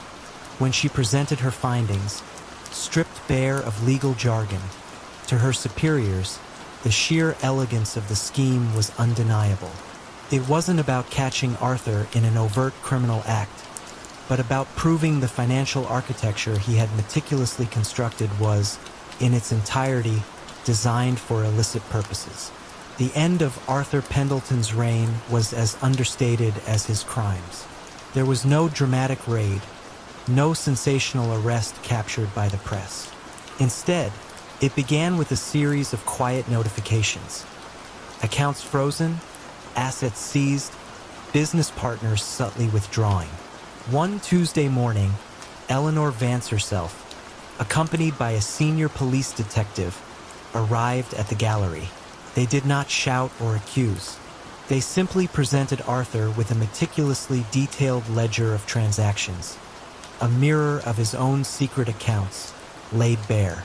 You could almost hear the silence in the vast, echoing gallery as Arthur, confronted with the irrefutable evidence of his own meticulous work, finally understood.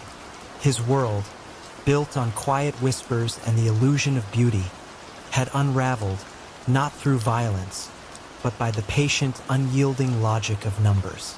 The gallery, once a beacon of Mayfair's refined taste, eventually closed its doors, the masterpieces within becoming mere exhibits of a different kind of human enterprise.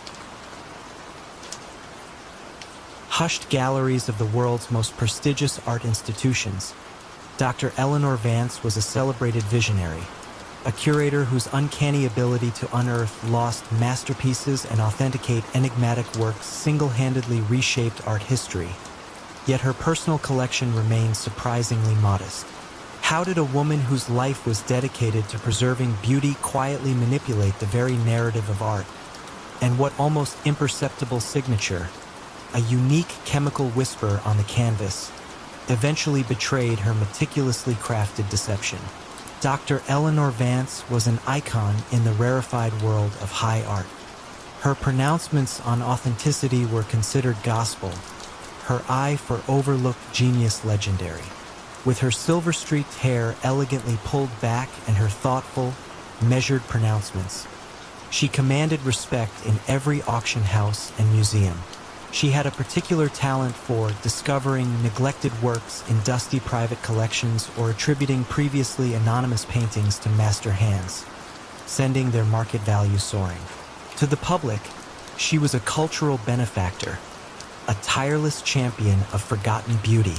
But Eleanor Vance, beneath her veneer of scholarly passion, was a master manipulator of provenance and perception, orchestrating a silent commerce built on controlled information and carefully manufactured scarcity. Her method was an intricate dance of subtle influence and meticulously controlled revelations. She didn't forge paintings herself. Instead, she sought out high-quality imitations or genuinely old, but unremarkable works. Then, through a carefully orchestrated series of whispers and strategically leaked research, she would gently guide the art world's attention towards them. She had a network of complicit, or often unwitting, restorers, art historians, and minor auctioneers. A restorer might be tasked with a routine cleaning that coincidentally highlighted a previously unnoticed detail that supported a particular attribution. An art historian might be subtly steered towards a new line of research that inadvertently bolstered the provenance of a piece Eleanor was preparing to discover. Her greatest trick was her ability to subtly discredit genuinely important but undervalued works that competed with her chosen pieces, using nuanced academic critiques that eroded confidence and shifted market interest. The financial gains from these manipulated market shifts flowed through layers of shell corporations and blind trusts, disguised as legitimate art investments or consultancy fees, ensuring her hands remained clean. Eleanor's power was absolute and unchallenged for decades. Her discoveries were too numerous, too beneficial to the art market, and too convincingly presented by her network of experts to be questioned. Any dissenting voices were subtly marginalized, their research dismissed as amateurish or poorly sourced. She lectured at prestigious universities, sat on influential acquisition boards, and her biography was lauded in every major art publication. You might have seen her at a private viewing, her head tilted, observing a painting with an intensity that suggested profound connection, entirely unaware that this was the very piece whose value she was meticulously engineering. The first faint tremor in Eleanor's meticulously curated world came not from a disgruntled artist or a suspicious collector, but from an unexpected source. Dr. Kenji Tanaka, a quiet, brilliant forensic art chemist from Tokyo. Kenji was developing new non-invasive techniques for analyzing the precise chemical composition of historical pigments and binders, specifically looking for unique aging signatures that could determine a painting's true age and environmental history. His research was purely academic, focused on preservation rather than authentication. He started noticing a peculiar, statistically improbable consistency across several paintings that Eleanor Vance had recently discovered or reattributed. These works, spanning different historical periods and supposed geographic origins, shared a common, faint chemical patina, a specific blend of trace elements and organic compounds that, according to his models, shouldn't be present across such disparate pieces. It was a subtle, almost imperceptible, unnatural aging signature. Kenji's investigation wasn't driven by suspicion of fraud, but by scientific anomaly. The recurring chemical signature didn't align with natural aging processes for those periods or regions. It suggested a highly specific, perhaps proprietary, chemical treatment designed to accelerate or mimic certain aging effects. His breakthrough came when he cross-referenced his chemical data with obscure patents for conservation techniques and a highly specialized, limited production synthetic varnish. He discovered that the specific chemical blend he was finding was identical to a unique modern varnish developed in the 1980s by a small boutique conservation lab that, curiously, Eleanor Vance had quietly funded in its early stages and where many of her preferred restorers had trained. The unseen brushstroke was not artistic, but chemical, a telltale mark of her manipulations. When the International Art Fraud Unit, guided by Kenji's irrefutable scientific evidence, finally approached Eleanor Vance, she was giving a masterclass on Renaissance portraiture. There was no dramatic raid, no public outcry.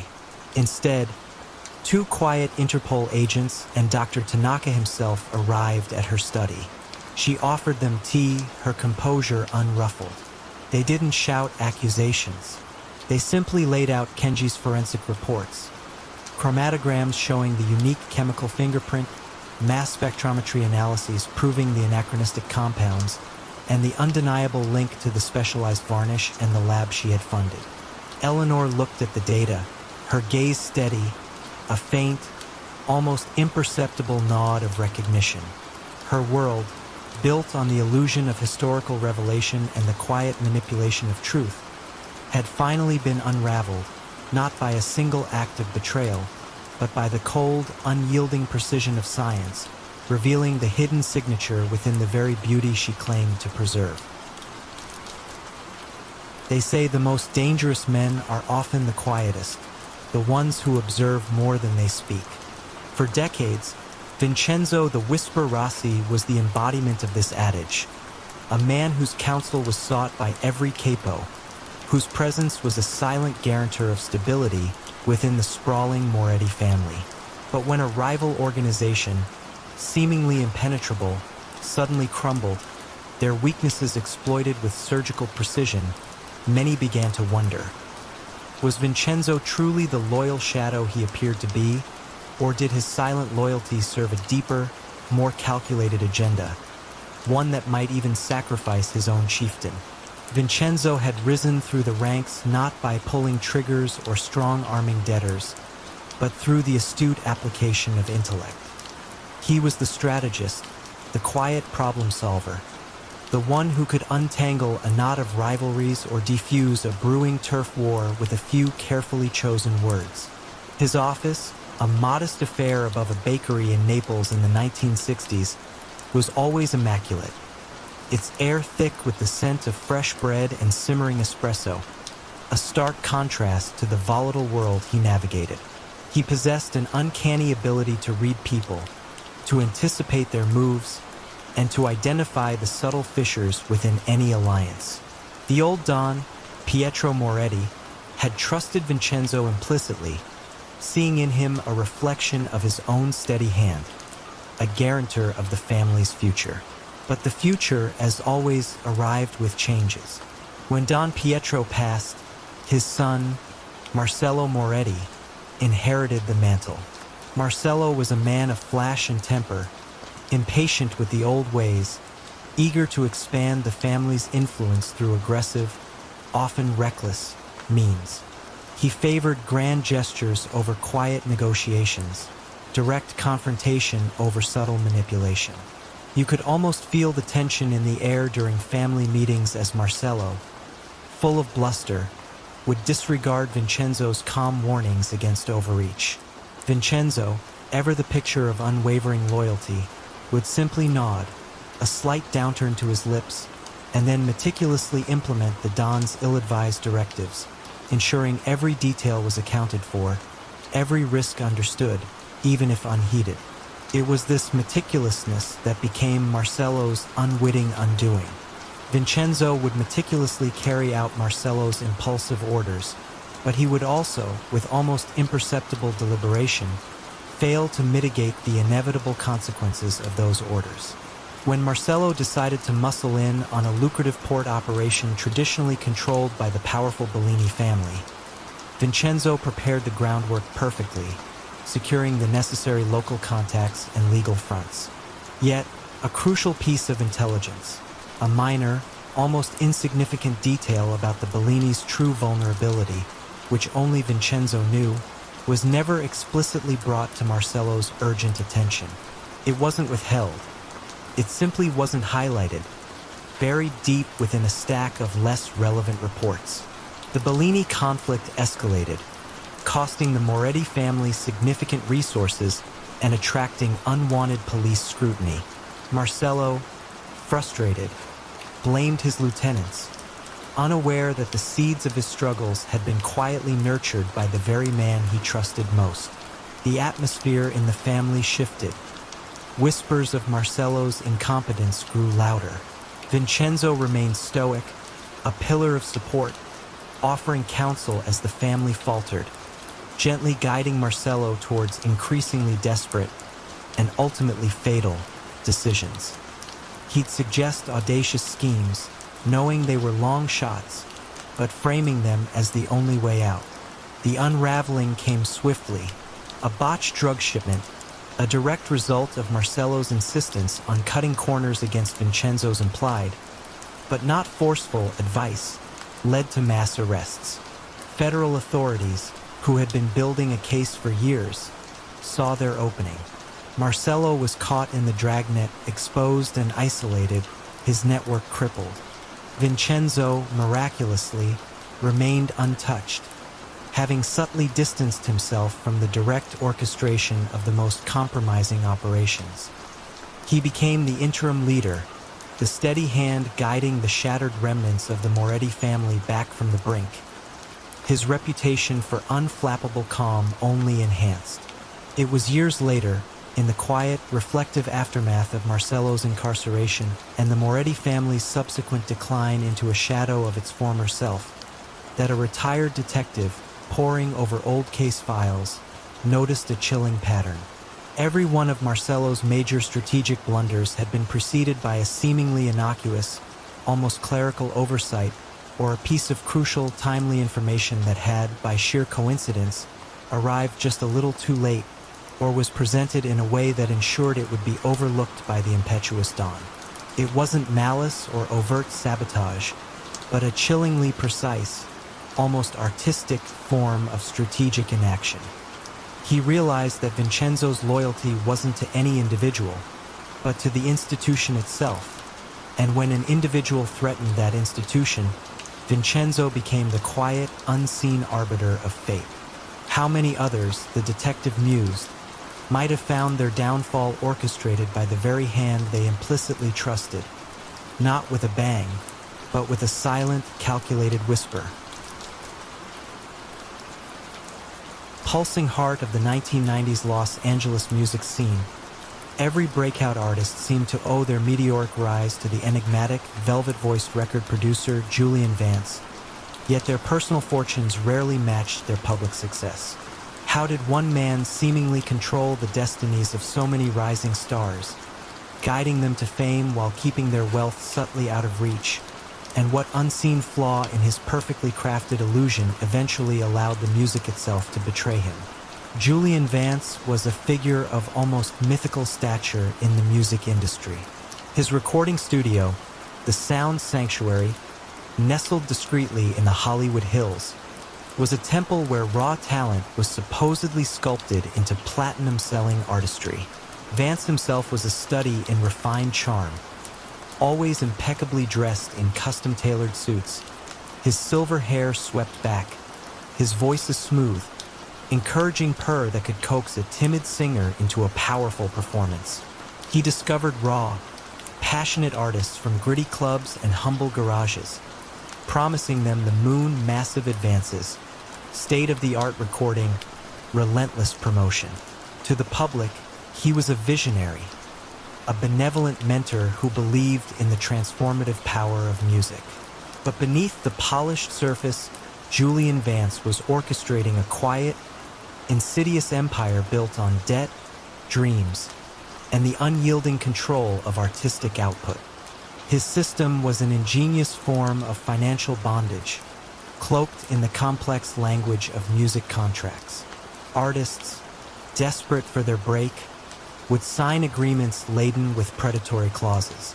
Vance's label, Ascension Records, would front enormous recording costs for studio time, session musicians, engineers, and even basic living expenses, all of which were inflated to astronomical levels and meticulously charged back to the artist. Advances, while seemingly generous, were merely future earnings already spent. Promotional tours, music video productions, and marketing campaigns were executed at exorbitant rates, further burying artists in insurmountable debt. The artists, perpetually in the red, would find their actual royalties, their share of album sales, touring revenue, and merchandise, absorbed by these ever-growing recoupable expenses. Vance wasn't stealing money outright. He was simply ensuring that the artist's side of the ledger never reached profitability. You might have visited the Sound Sanctuary, perhaps on a studio tour, catching a glimpse of a young, intense musician laying down tracks, or a vibrant singer rehearsing, their faces alight with hope. You would have heard the buzz of creativity, the promise of stardom. What you wouldn't have seen was the quiet, relentless bleed of their future. The real money flowed not to the artists, but to a series of shell companies controlled by Vance, disguised as production houses, marketing agencies, and tour management firms. These companies would charge Ascension Records exorbitant fees, funneling the actual profits away from the artist's recoupable earnings and into Vance's hidden accounts, often located in obscure Caribbean jurisdictions. The artists were kept perpetually indebted, their careers entirely dependent on Vance's continued investment. Any artist who tried to leave or question the finances found their album mysteriously shelved, their touring opportunities vanish, or their contracts tied up in endless, ruinous litigation. The coercion was subtle, professional, and devastatingly effective. For nearly a decade, Vance's empire flourished. Artists, eager for success, often believed their lack of personal wealth was simply the price of breaking into the notoriously difficult music industry. The complexity of the contracts, the layers of corporate entities, and the sheer volume of transactions made it nearly impossible for individual artists or even their small, underfunded lawyers to unravel the scheme. Industry watchdogs, focused on copyright infringement or direct fraud, overlooked the systemic financial exploitation masked by legitimate-looking expenses. The first quiet discord in Vance's perfectly composed symphony emerged from an unlikely collaboration.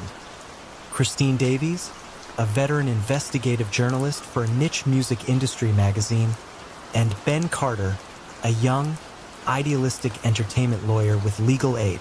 Christine had spent years observing the curious pattern of artists who, despite achieving massive commercial success, remained strangely impoverished, always citing contractual obligations or recoupment issues.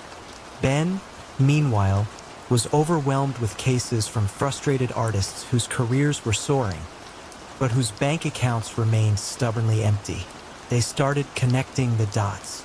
Their breakthrough came not from a single disgruntled artist, but from a painstaking analysis of dozens of Ascension Records contracts. Ben noticed a striking uniformity in the language, an unusually high artist development fund clause, always consuming a disproportionate percentage of an artist's earnings, and a peculiar creative investment fee that appeared across all contracts, regardless of the artist's genre or actual production needs. Christine's deep dives into public records revealed that these funds and fees invariably flowed into two specific, obscure holding companies registered in the Cayman Islands, which had no discernible legitimate business other than receiving payments from Ascension.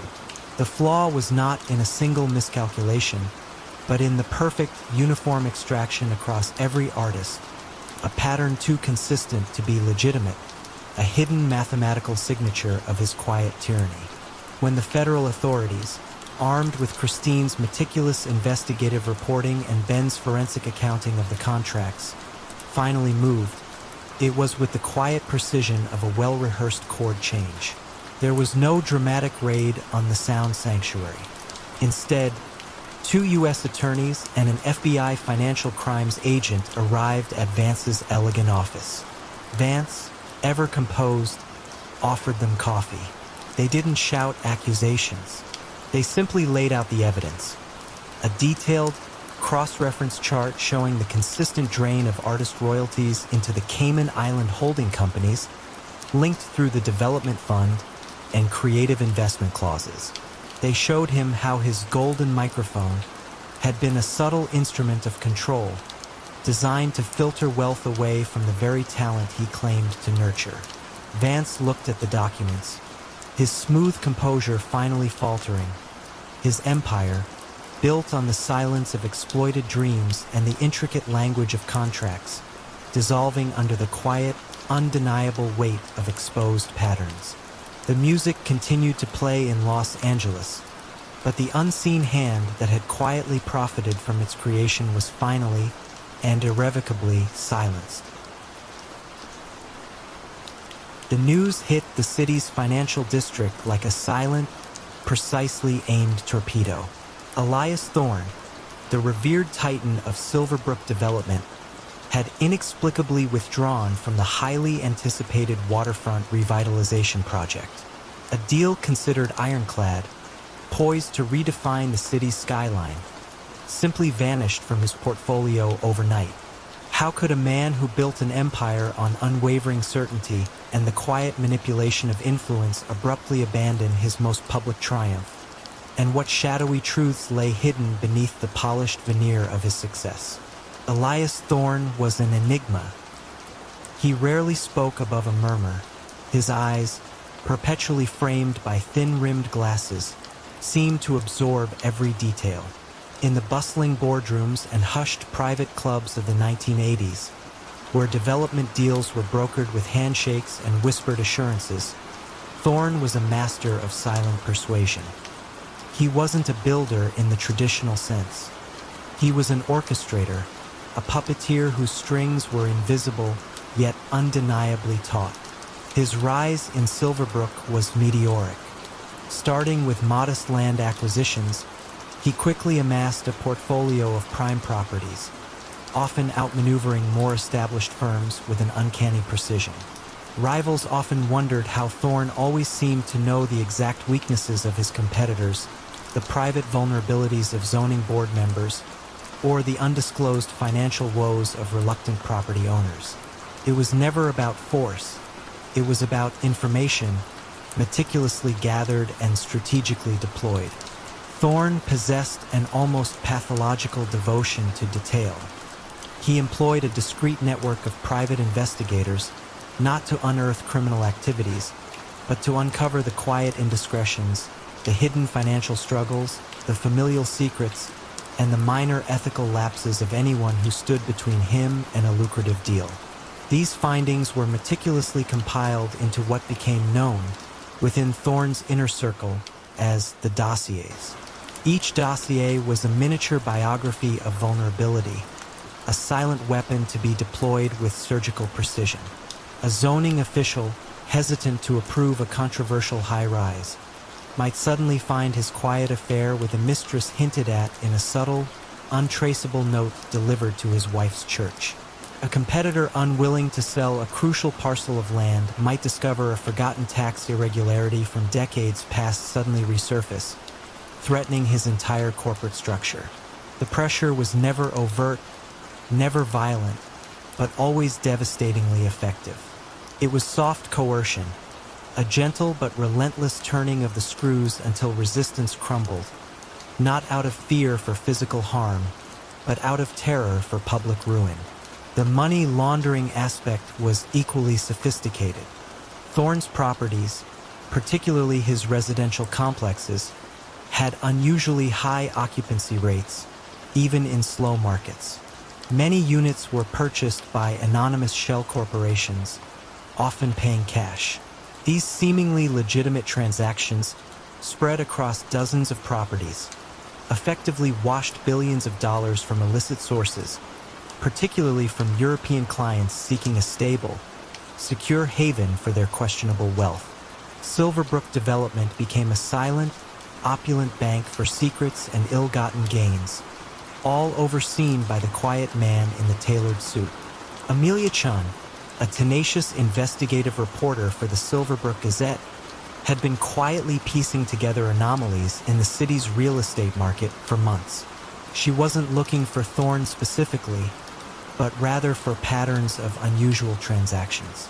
She noticed that certain land deals, despite their apparent complexity, seemed to resolve themselves with an almost unnatural swiftness, always favoring Silverbrook Development. She also tracked an unusual number of private, cash-only sales of high-end apartments within Thorne's properties, all linked to obscure, newly formed limited liability companies.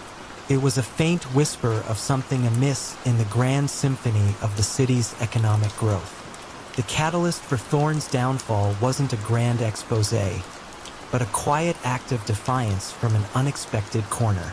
A well-known city councilman, Robert Maxwell, had been under Thorne's subtle sway for years, silently approving controversial rezoning requests. Maxwell, a man of quiet dignity, was being blackmailed over a minor, long-buried indiscretion from his youth, something innocuous enough to be easily dismissed by anyone who truly knew him, but devastating to his public image. His wife, suffering from a debilitating illness, overheard a hushed, despairing phone call where Maxwell spoke of the files and his obligation to Thorne. Her reaction wasn't anger, but a profound sadness, a quiet weariness with the years of silent servitude. In a quiet, almost resigned moment, Maxwell decided he could no longer bear the weight of the secret. He didn't go to the police fearing the public scandal. Instead, he anonymously mailed a cryptic package to Amelia Chin. It contained not the damning dossier itself, but a single, seemingly innocuous internal memo from Silverbrook Development, outlining a specific, previously unknown procedure for special client handling related to property acquisition. This memo, combined with a barely legible, handwritten note from Maxwell hinting at the system behind the system, was the thread Amelia needed. Amelia's investigation shifted. She didn't seek out the salacious details of the dossiers. She sought the mechanism of their use. She meticulously cross-referenced the memo's obscure references with public property records, zoning board minutes, and financial statements. She traced the flow of funds through the shell companies, linking them not to violence, but to the quiet, undeniable pressure applied to individuals whose public lives were impeccable but whose private vulnerabilities were exploited. The ultimate unraveling for Elias Thorne wasn't a police raid, but a series of quietly devastating articles by Amelia Chun in the Silverbrook Gazette. The financial elite of Silverbrook, who had silently benefited from or suffered under Thorne's system, began to distance themselves. The anonymous shell companies that had purchased his properties suddenly went dormant. Investors, fearing the scandal of association, began to pull out their funds. The waterfront project, once Thorne's crown jewel, became a symbol of his exposed methods. Elias Thorne was never formally charged with a violent crime. His downfall was far more insidious, a complete and utter loss of trust and reputation. His empire, built on secrets, crumbled not under the weight of an accusation, but under the quiet, relentless scrutiny of truth. He disappeared from public life, his name forever associated not with magnificent buildings, but with the quiet, chilling power of the information he once wielded. The question of his abrupt withdrawal from the waterfront project was answered. The foundations of his power had quietly, irrevocably given way. In the hushed, gilded halls of Milan's most exclusive hotel, the Grand Paradiso, where whispered secrets were exchanged more freely than currency, a single, unassuming concierge held the keys to the city's most volatile fortunes and its darkest pasts. Yet his name was never spoken in connection with the power he wielded. How did a man whose official title was merely head concierge come to orchestrate the rise and fall of industrial empires and political careers? And what subtle flaw in his seemingly impenetrable web of influence ultimately exposed his quiet tyranny? Antonio, the concierge Rossi, was a fixture at the Grand Paradiso. For 3 decades, he had moved through its opulent lobby and discreet private suites with the quiet efficiency of a shadow. He was always impeccably dressed, his silver hair neatly combed, his smile a polite, knowing curve. Guests seeking impossible reservations, discreet services, or simply advice on the finest opera houses inevitably found their way to Antonio. He was a master of anticipating needs, of providing solutions before a problem was fully articulated. But Antonio's true genius lay not in service, but in collection. He understood that in the high-stakes world of Milanese power, information was the ultimate currency, and the Grand Paradiso, with its constant flow of industrialists, politicians, and socialites, was a rich, fertile ground. His operation was one of meticulous, almost artistic surveillance. Every member of his concierge team was an extension of his senses, trained to observe, to listen, and to recall. They noted the nervous glances exchanged, the hushed phone calls, the unusual visitors, the late-night departures, the subtle tension in a couple's demeanor. Antonio himself possessed an uncanny ability to connect these seemingly disparate fragments. A half-eaten breakfast in a certain suite, combined with an overheard snippet of conversation in the lounge and a sudden shift in a politician's public stance, could paint a devastatingly clear picture of a hidden affair or a precarious business deal. He stored these fragments not in a digital database, but in the labyrinthine corridors of his own mind, occasionally noting crucial details in a small, leather-bound book kept meticulously coded in his desk. The leverage he accumulated was never overtly wielded. Antonio did not threaten. Instead, he made quiet suggestions. A struggling industrialist, perhaps facing a crippling debt, might receive an unexpected loan from an anonymous source Antonio had quietly brokered, the unspoken cost being a future favor, a vote cast a certain way, or a contract steered in a particular direction. A politician caught in a compromising situation might find Antonio subtly advising them on how to manage the crisis, guiding them towards actions that, while resolving their immediate problem, ultimately served Antonio's unseen agenda. It was a sophisticated form of blackmail, cloaked in professional courtesy and a reputation for unparalleled discretion. You would never suspect, as you saw him guiding a foreign dignitary to a waiting limousine, that this man held the power to ruin the dignitary's career with a single anonymous phone call. His quiet influence permeated the city's fabric, unseen but profoundly felt. For years, Antonio's empire remained unchallenged.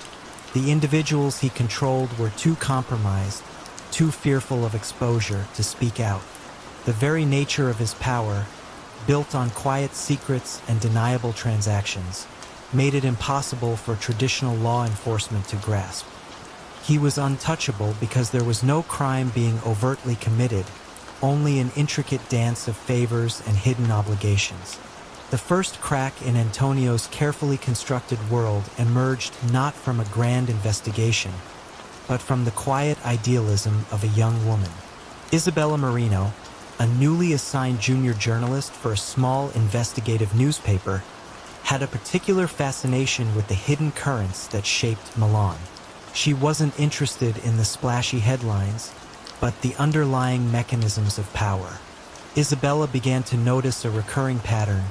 Several high-profile bankruptcies, sudden corporate takeovers, and inexplicable political resignations all seemed to involve individuals who had, at some critical juncture, been guests at the Grand Paradiso. It was a statistical anomaly, too consistent to ignore. She started building a timeline, cross-referencing public records with what little gossip she could glean about the hotel's exclusive clientele. Isabella wasn't looking for a crime in the conventional sense. She was looking for a pattern of influence. Her breakthrough came when she discovered that a series of seemingly independent financial rescues, loans that appeared out of nowhere to save teetering companies, all originated from a single obscure charitable foundation whose board members frequently stayed at the Grand Paradiso. She began to suspect that the hotel was not just a venue for power, but a nexus for its manipulation. The critical piece of the puzzle fell into place when she interviewed a recently retired, disillusioned former hotel employee, a laundress named Maria, who, out of a quiet sense of civic duty, mentioned Antonio's unusual interest in left-behind items, particularly diaries or notebooks, and his uncanny ability to retrieve them long after they were presumably disposed of. The end for Antonio Rossi was as discreet as his power had been. Isabella, with the help of a cautious, ethically minded prosecutor she had finally convinced, compiled a comprehensive report. It detailed not specific crimes, but the demonstrable pattern of manipulation, the flow of influence, and the sheer improbability of so many unrelated powerful figures becoming inextricably linked by their stays at the Grand Paradiso and their subsequent convenient solutions to crises. When the authorities quietly arrived at the hotel one Tuesday morning, Antonio was behind his desk, just as always. They presented him not with an arrest warrant, but with a meticulously detailed financial and relational diagram, illustrating the full extent of his quiet empire. He looked at it for a long moment, a faint, almost imperceptible nod. His world, built on the invisible threads of secrets and leverage, had finally been unraveled, not by a violent confrontation, but by the quiet, methodical pursuit of patterns and truth. The Grand Paradiso continued its grand existence, but the silent power behind its gilded doors had finally been acknowledged and quietly, irrevocably dismantled. In the somber quiet of Boston's oldest funeral parlor, Thomas "Tommy" Blackwood offered solace to grieving families, meticulously arranging final goodbyes. Yet behind the draped velvet and solemn hymns, he was arranging far more than just funerals. How did a man whose life revolved around death become the undisputed arbiter of life and fortune for so many? And what unexpected thread, woven from grief itself, eventually unraveled his profound control? Thomas "Tommy" Blackwood moved with a quiet, practiced grace through the hushed halls of Blackwood and Sons Funeral Home. The scent of lilies and polished mahogany clung to him, a perpetual aura of solemn respectability. Tommy was an institution in the old Boston neighborhoods, a third-generation funeral director whose family had eased countless families through their darkest hours. He knew every family history, every hidden sorrow, every unspoken financial strain. His voice was always gentle, his advice empathetic, his demeanor unfailingly compassionate. To the public, he was a pillar of the community, a man who offered comfort and dignity in death. But Tommy understood that grief was a powerful lever, a moment of profound vulnerability where desperate people made desperate choices, and that was where his true enterprise began. His method was built on subtle exploitation of sorrow. A family, overwhelmed by unexpected loss and mounting funeral expenses, would be gently guided towards options they couldn't truly afford. Then Tommy, with a sympathetic sigh, would offer a personal loan, a generous advance to cover the costs. No questions asked, no immediate repayment demanded. The interest rates were never explicitly stated, the repayment terms vaguely deferred. These loans weren't just about money, they were about obligation. Once a family was indebted to Tommy, they became part of his silent empire. He didn't demand payment with threats of violence. He simply expected favors. A struggling business owner might be asked to discreetly place a bet at a certain underground poker game Tommy ran, or to funnel a small, seemingly legitimate payment through their books. A city councilman, indebted for his father's lavish send-off, might find himself voting on a zoning variance that benefited a property Tommy quietly held an interest in. His empire grew not through intimidation, but through the insidious accumulation of silent debts and unspoken favors, each one a thread in a tightly woven web of control. Tommy's reach extended into every quiet corner of the community. He was the unacknowledged financier of a thriving underground gambling circuit, using the funeral home's back rooms for discreet payouts. He was the silent partner in numerous struggling small businesses, offering lifelines that turned them into fronts for money laundering. He even subtly influenced local elections, ensuring that key positions were filled by individuals who understood the unspoken rules. His power was invisible, rarely spoken of directly, but profoundly felt.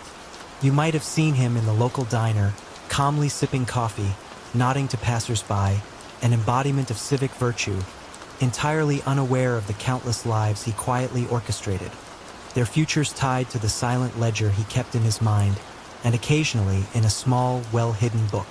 For decades, Tommy's system remained impenetrable. Who would suspect a funeral director, a man steeped in the solemn rituals of the departed? The victims were too ashamed of their vulnerability, too entangled in their debts, or too fearful of the implicit consequences to speak out. Law enforcement, focused on visible crime, overlooked the subtle, almost paternalistic control Tommy exerted. His books were immaculate, his taxes paid, his public persona beyond reproach. The first quiet fissure in Tommy's meticulously constructed world came not from a jilted gambler or a disgruntled client, but from a persistent, empathetic social worker named Anya Sharma. Anya worked with elderly residents in the community, often helping them navigate financial difficulties after the loss of a spouse. She began to notice a disturbing pattern. An unusually high number of her elderly clients, after burying a loved one through Blackwood and Sons, seemed to be perpetually struggling with debt, even when their known assets should have provided stability. They often spoke vaguely of arrangements with Mr. Blackwood, but never provided details, their eyes clouding with a mix of gratitude and quiet fear. Anya, with a background in financial fraud prevention, felt a subtle unease. It wasn't about theft. It was about coercion, a quiet economic strangulation of the most vulnerable. Anya's investigation was a slow, deliberate collection of whispers and public records. She correlated deaths handled by Blackwood and Sons with subsequent property transfers, sudden bankruptcies, or inexplicable financial obligations among the deceased's families. She discovered that many of these loans were not documented in any official capacity, existing only as verbal agreements, reinforced by the implicit threat of social ostracization or quiet ruin. Her breakthrough came when she identified a particular elderly widow who, after her husband's funeral, had unwittingly signed over the rights to a significant portion of her property to a shell company, ostensibly as collateral for an unpaid funeral balance that Tommy had claimed, but which she had no record of. The widow, too frail and intimidated to challenge it, had simply accepted her fate. When Anya presented her findings to a reluctant but ultimately convinced district attorney, the case was not about a violent crime, but about a systematic pattern of predatory financial exploitation, leveraging the most fragile moments of human existence. The evidence was circumstantial but compelling.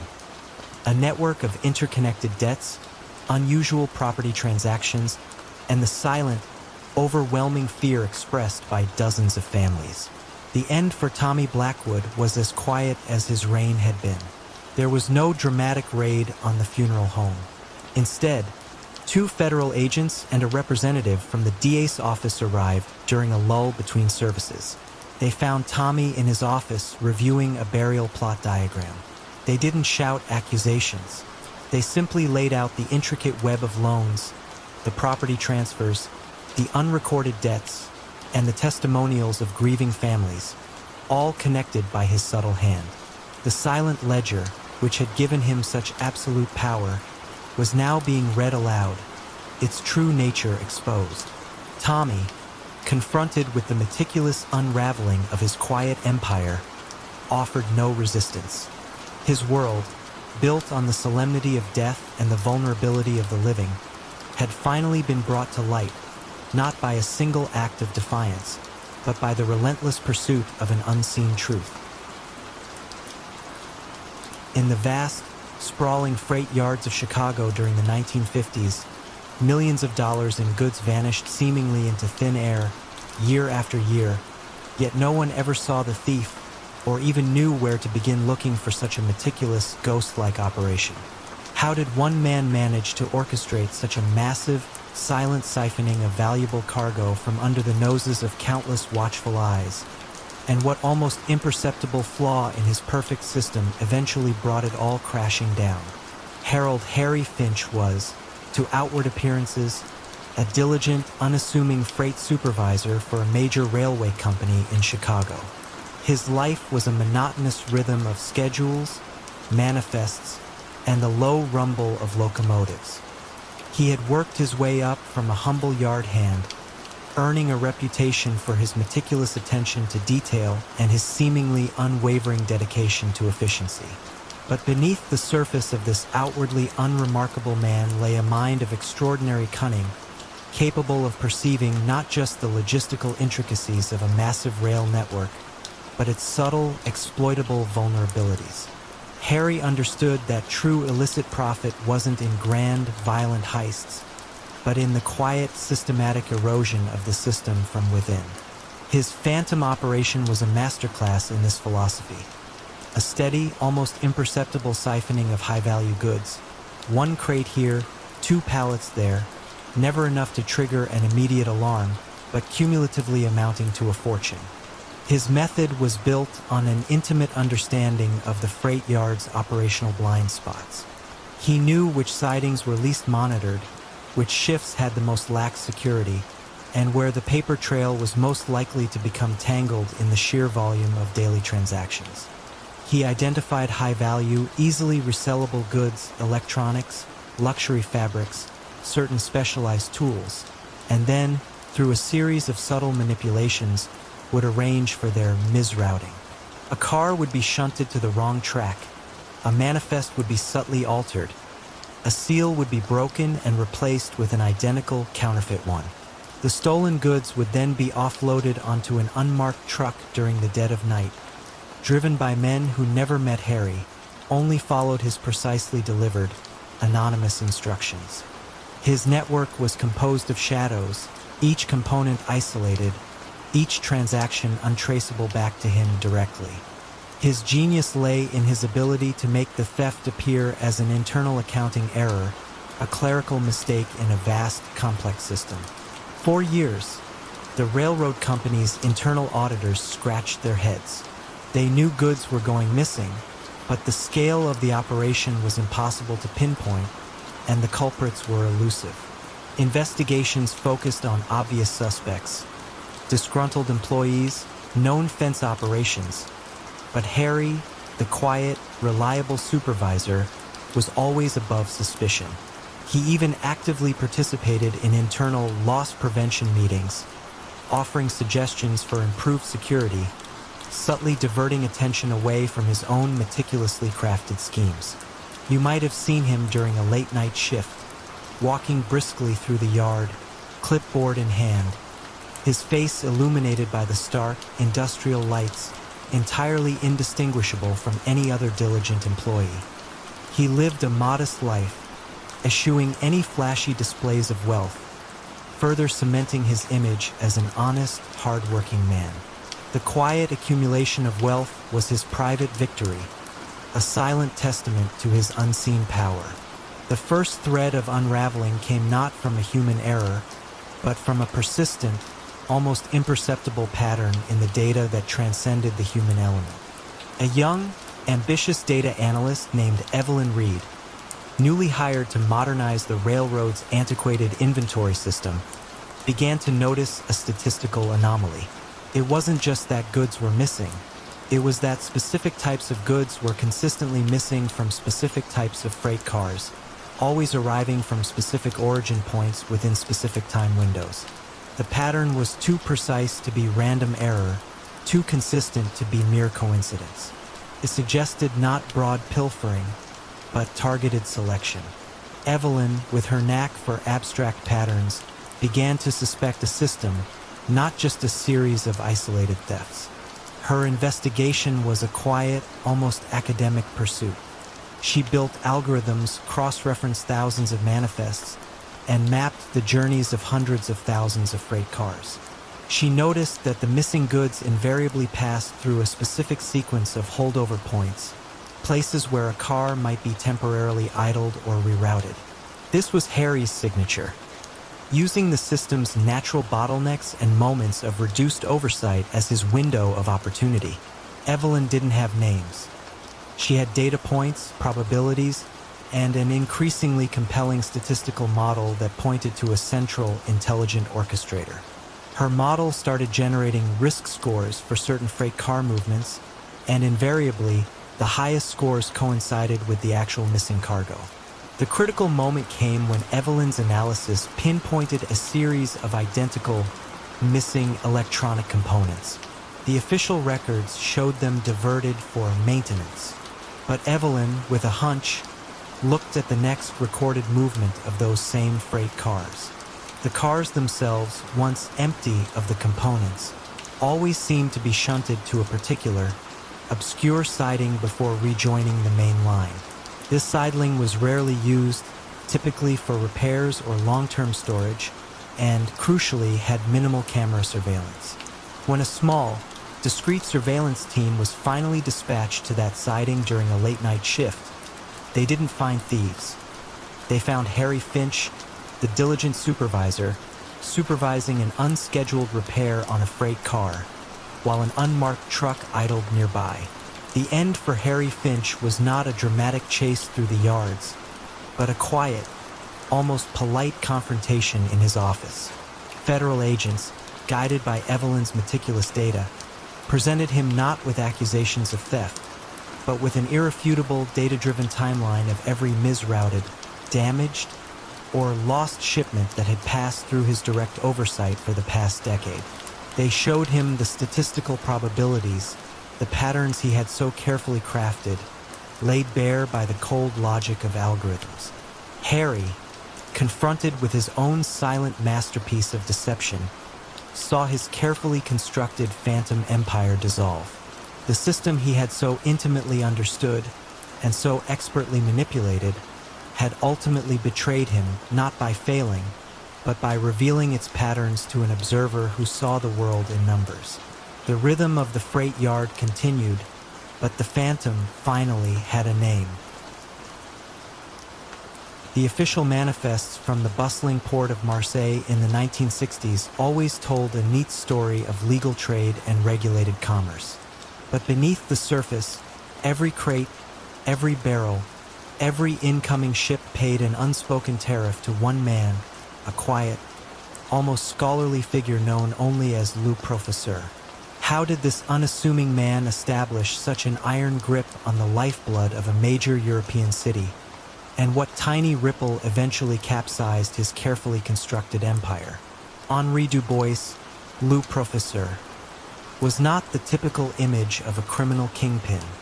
He wore spectacles, favored tweed jackets, and spoke with the measured cadence of an academic. His office, overlooking the vast expanse of the docks, was more library than lair, filled with maps, shipping schedules, and the faint scent of pipe tobacco. Yet, from this quiet sanctum, he orchestrated a system of control so pervasive, so deeply woven into the fabric of Marseille's maritime economy, that few even realized they were caught in its web until it was too late. His rise began in the chaotic post-war years, when supply chains were fractured and regulations were fluid. Henri, then a minor customs official with a remarkable memory for detail and an uncanny ability to spot inefficiencies, recognized a fundamental truth. Control over logistics was control over wealth. He started by offering expediting services, ensuring vital goods cleared customs quickly for a small, unofficial fee. These fees were not extracted with threats, but presented as a solution to frustrating delays. Who would question a quick passage when their perishable goods were rotting on the dock? Slowly, almost imperceptibly, these fees became mandatory, a shadow tax on every piece of cargo that moved through the port. Henri never dealt in overt violence. His power lay in his profound understanding of process, his network of seemingly innocuous contacts, and the devastating efficiency with which he could halt, delay, or misplace any shipment that bypassed his system. A ship captain who refused his services might find his crew endlessly scrutinized, his cargo stuck in bureaucratic limbo, or his vessel unable to secure a berth for weeks.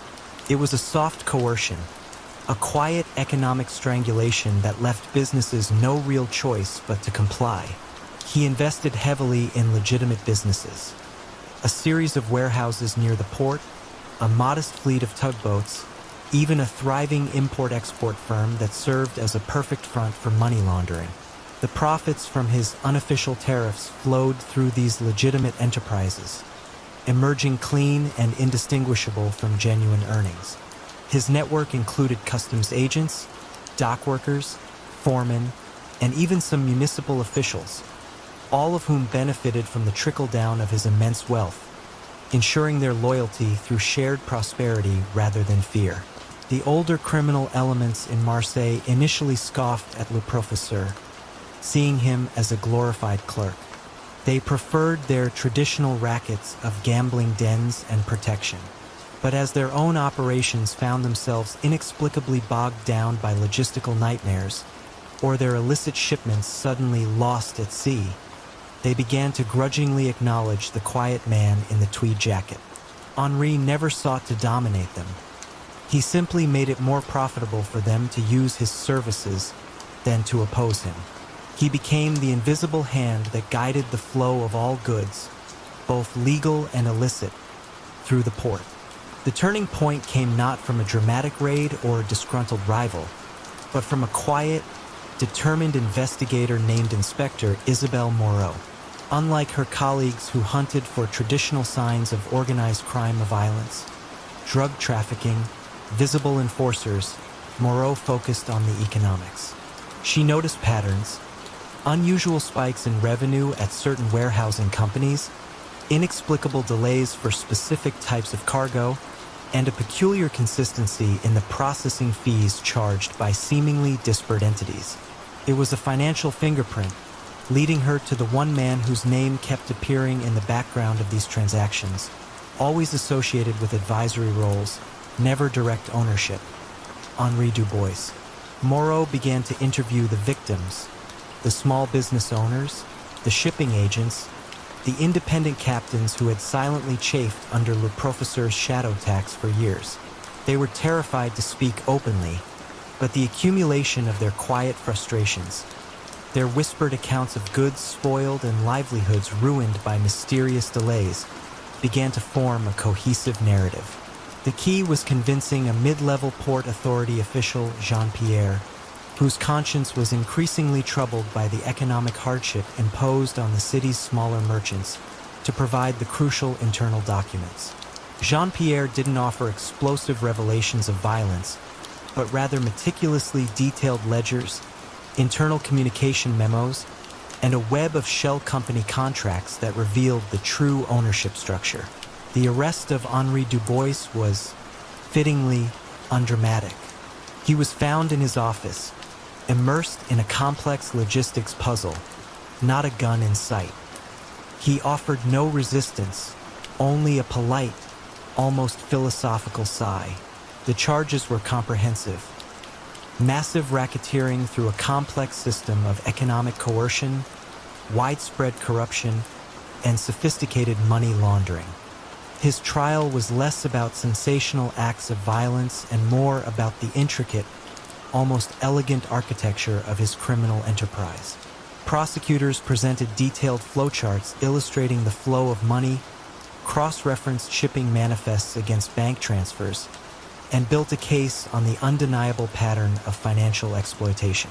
Le Professeur sat quietly, occasionally adjusting his spectacles, observing the proceedings with an almost academic detachment. He had built a system so subtle, so logical, that he seemed genuinely surprised it could be classified as criminal. Ultimately, it was the sheer volume of meticulous documentation, the quiet testimonies of those he had subtly exploited, and the relentless detective work of Inspector Moreau that brought him down.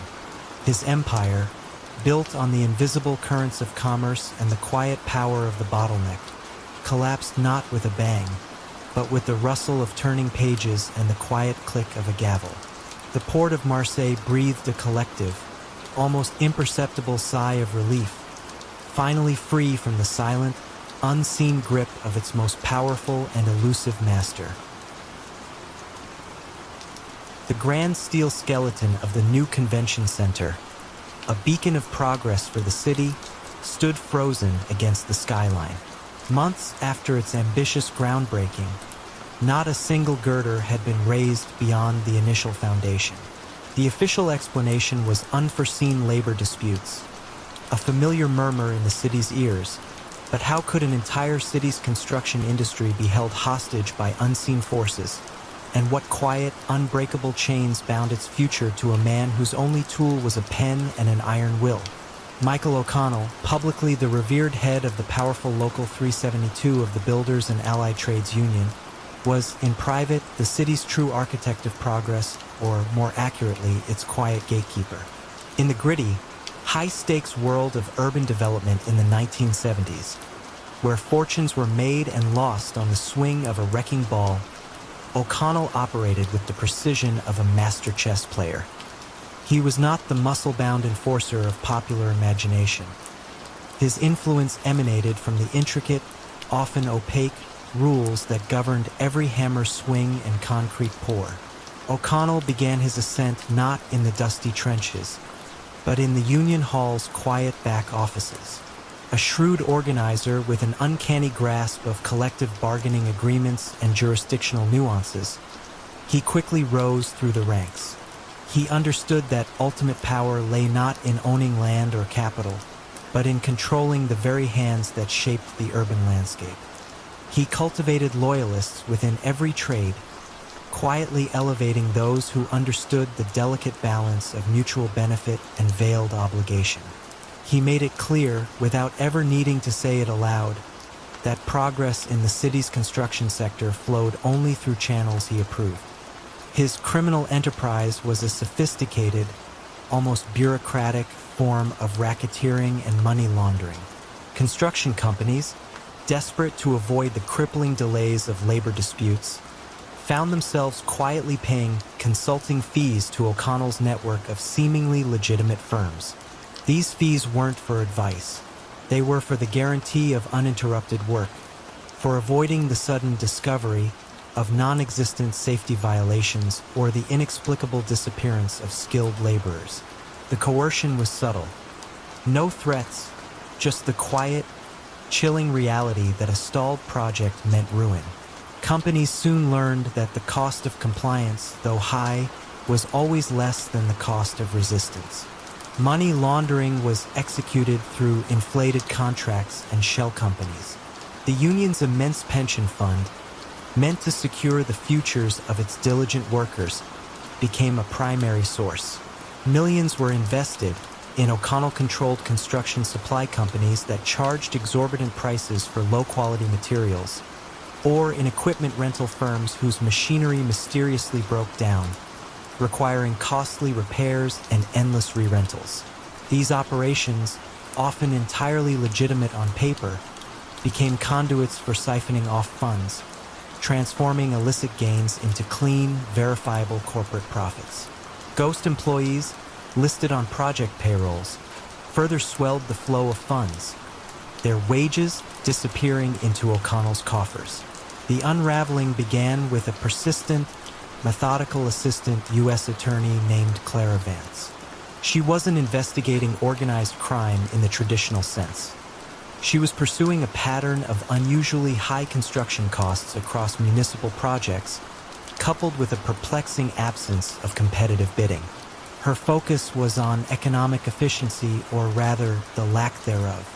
She noticed that almost every major project in the city, regardless of the lead contractor, shared an invisible common denominator: a mysterious increase in unforeseen labor costs or delays that invariably led to contract renegotiations benefiting a select few. It was a statistical anomaly that whispered of deeper systemic corruption. Clara's investigation was a deep dive into financial records, union contracts, and building permits. She sought not the smoking gun, but the paper trail that linked the disparate, seemingly unrelated incidents of project overruns and delays. Her breakthrough came from a frustrated, meticulous project manager, a man named Thomas, who worked for a major construction firm.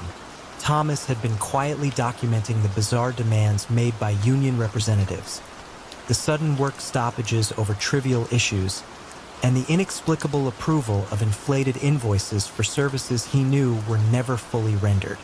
He was close to financial ruin, his company bleeding money, and his reputation for efficiency being silently destroyed. Thomas didn't have explosive revelations of violence or drug deals. Instead, he provided Clara with a ledger, meticulously maintained in secret, detailing every extra fee paid, every ghost employee identified, and every unforeseen delay engineered by O'Connell's network. He laid bare the system of quiet extortion, detailing how the threat of a prolonged strike or the mysterious disappearance of vital equipment became the lever for extracting unearned millions. He explained how their company was coerced into using certain O'Connell-affiliated subcontractors, even if their bids were significantly higher, simply to ensure work continued. The federal investigation, now armed with Thomas's detailed accounts and Clara's financial forensics, shifted focus. They started tracing the money from the inflated contracts back through shell companies, many of which had silent, interlocking ownerships linked back to O'Connell's family members or long-term associates. They revealed how pension funds were being systematically bled dry through fraudulent investments, jeopardizing the retirement of thousands of hardworking union members. The quiet hammer of economic leverage was now being turned into undeniable evidence of fraud. Michael O'Connell's arrest was as understated as his reign. He was apprehended at a charity gala, mid-conversation with a city councilman, discussing urban renewal. There were no shouts, no struggle, just the quiet click of handcuffs beneath his impeccably tailored suit jacket. His trial was less about the dramatic testimony of victims of violence and more about the intricate unraveling of financial deceit. Prosecutors presented reams of documents showing the systematic inflation of costs, the phantom projects, and the labyrinthine flow of money from city coffers and union funds into O'Connell's private empire. The jury, made up of ordinary citizens, listened intently as the quiet mechanisms of economic strangulation were laid bare. O'Connell's empire, built not on concrete and steel, but on the quiet control of labor and the manipulation of financial systems, crumbled under the weight of its own intricate deceptions. The Grand Convention Center eventually continued its construction, but under new management and with a new sense of quiet relief. The question of its stalled progress and the hidden power behind it was answered. It was the silence of coerced compliance, echoing through the city's very foundations, that had finally been broken. In the heart of bustling Amsterdam, During the late 1990s, a seemingly legitimate import-export business dealing in high-end textiles quietly funneled millions in illicit narcotics across continents. Yet its charming, sophisticated owner, Elias Vandenberg, was known only for his impeccable taste and philanthropic ventures. How did a man so publicly admired manage to orchestrate one of Europe's most extensive drug smuggling operations, cloaked in the elegance of fine fabrics, and what almost poetic misstep, a flaw in the very beauty he professed to love, eventually exposed his elaborate deception? Elias Vandenberg was the epitome of Amsterdam chic. His company, Vandenberg Silks, occupied a magnificent canal-side townhouse, its windows displaying exquisite bolts of silk, fine linens, and rare tapestries from Asia and the Middle East. Elias himself was a patron of the arts, a frequent guest at gallery openings, and a generous donor to local charities. He was known for his discerning eye, his impeccable manners, and his fluency in several languages. He cultivated an image of refined success, a testament to legitimate enterprise. But beneath the shimmering surface of the silk trade lay a darker, far more profitable venture: the systematic high-volume smuggling of heroin from Central Asia into Europe, using the vast, intricate network of his textile import routes as an impenetrable cover. His method was both elegant and brutal in its simplicity. The narcotics were expertly woven into the very fabric of the textiles themselves, or carefully concealed within the dense bales of raw silk. The immense volume of legitimate fabric passing through customs, hundreds of thousands of meters of cloth, provided the perfect camouflage for the relatively small, yet highly valuable drug consignments. He meticulously researched customs procedures, port efficiencies, and shipping container inspection rates, always adapting his routes and concealment methods to exploit the weakest points. His contacts in Central Asia were not hardened criminals, but seemingly legitimate suppliers of raw materials, individuals who understood the language of special requests and expedited handling. The money was laundered through the textile business itself, appearing as inflated profits from the sale of luxurious fabrics, or through a network of shell companies in offshore jurisdictions designed to blend seamlessly into the global flow of legitimate trade. Elias oversaw every detail with the precision of a master weaver. He personally inspected certain special shipments, ensuring the concealment was flawless. He maintained impeccable relationships with customs officials, often through legitimate means like providing insightful market data or hosting exclusive cultural events, subtly building a web of goodwill that deterred closer scrutiny. He lived a life of quiet luxury, his canal house filled with rare books and antique furniture, never overtly flaunting the true source of his wealth. You might have seen him in a high-end restaurant, discussing a new art exhibition, entirely unaware that the man across the room was orchestrating a silent epidemic, concealed within threads of silk. For years, the operation flourished, a phantom limb of the European drug trade. Law enforcement agencies were aware of a growing influx of high-quality heroin, but the usual suspects and traditional routes seemed insufficient to explain the volume. The idea that a respected, high-end textile importer could be the source seemed almost ludicrous. Investigations often focused on container ships and known drug syndicates, while Elias's shipments, neatly documented as luxury textiles, passed through unmolested. The first subtle tremor in Elias's meticulously woven empire came from an unexpected quarter: a new generation of forensic textile analysts. Dr. Anja Peterson, a Dutch chemist specializing in fabric composition and dye analysis, was working on a project for a major fashion house, trying to authenticate the origins of antique fabrics. She noticed a peculiar, almost imperceptible inconsistency in the weave of certain vintage silk shipments originating from a specific region in Central Asia, all imported through Vandenberg Silks. The inconsistency wasn't a flaw. It was a signature, a microscopic deviation in thread count and tension that, while not affecting the fabric's appearance, suggested a secondary, non-standard processing step.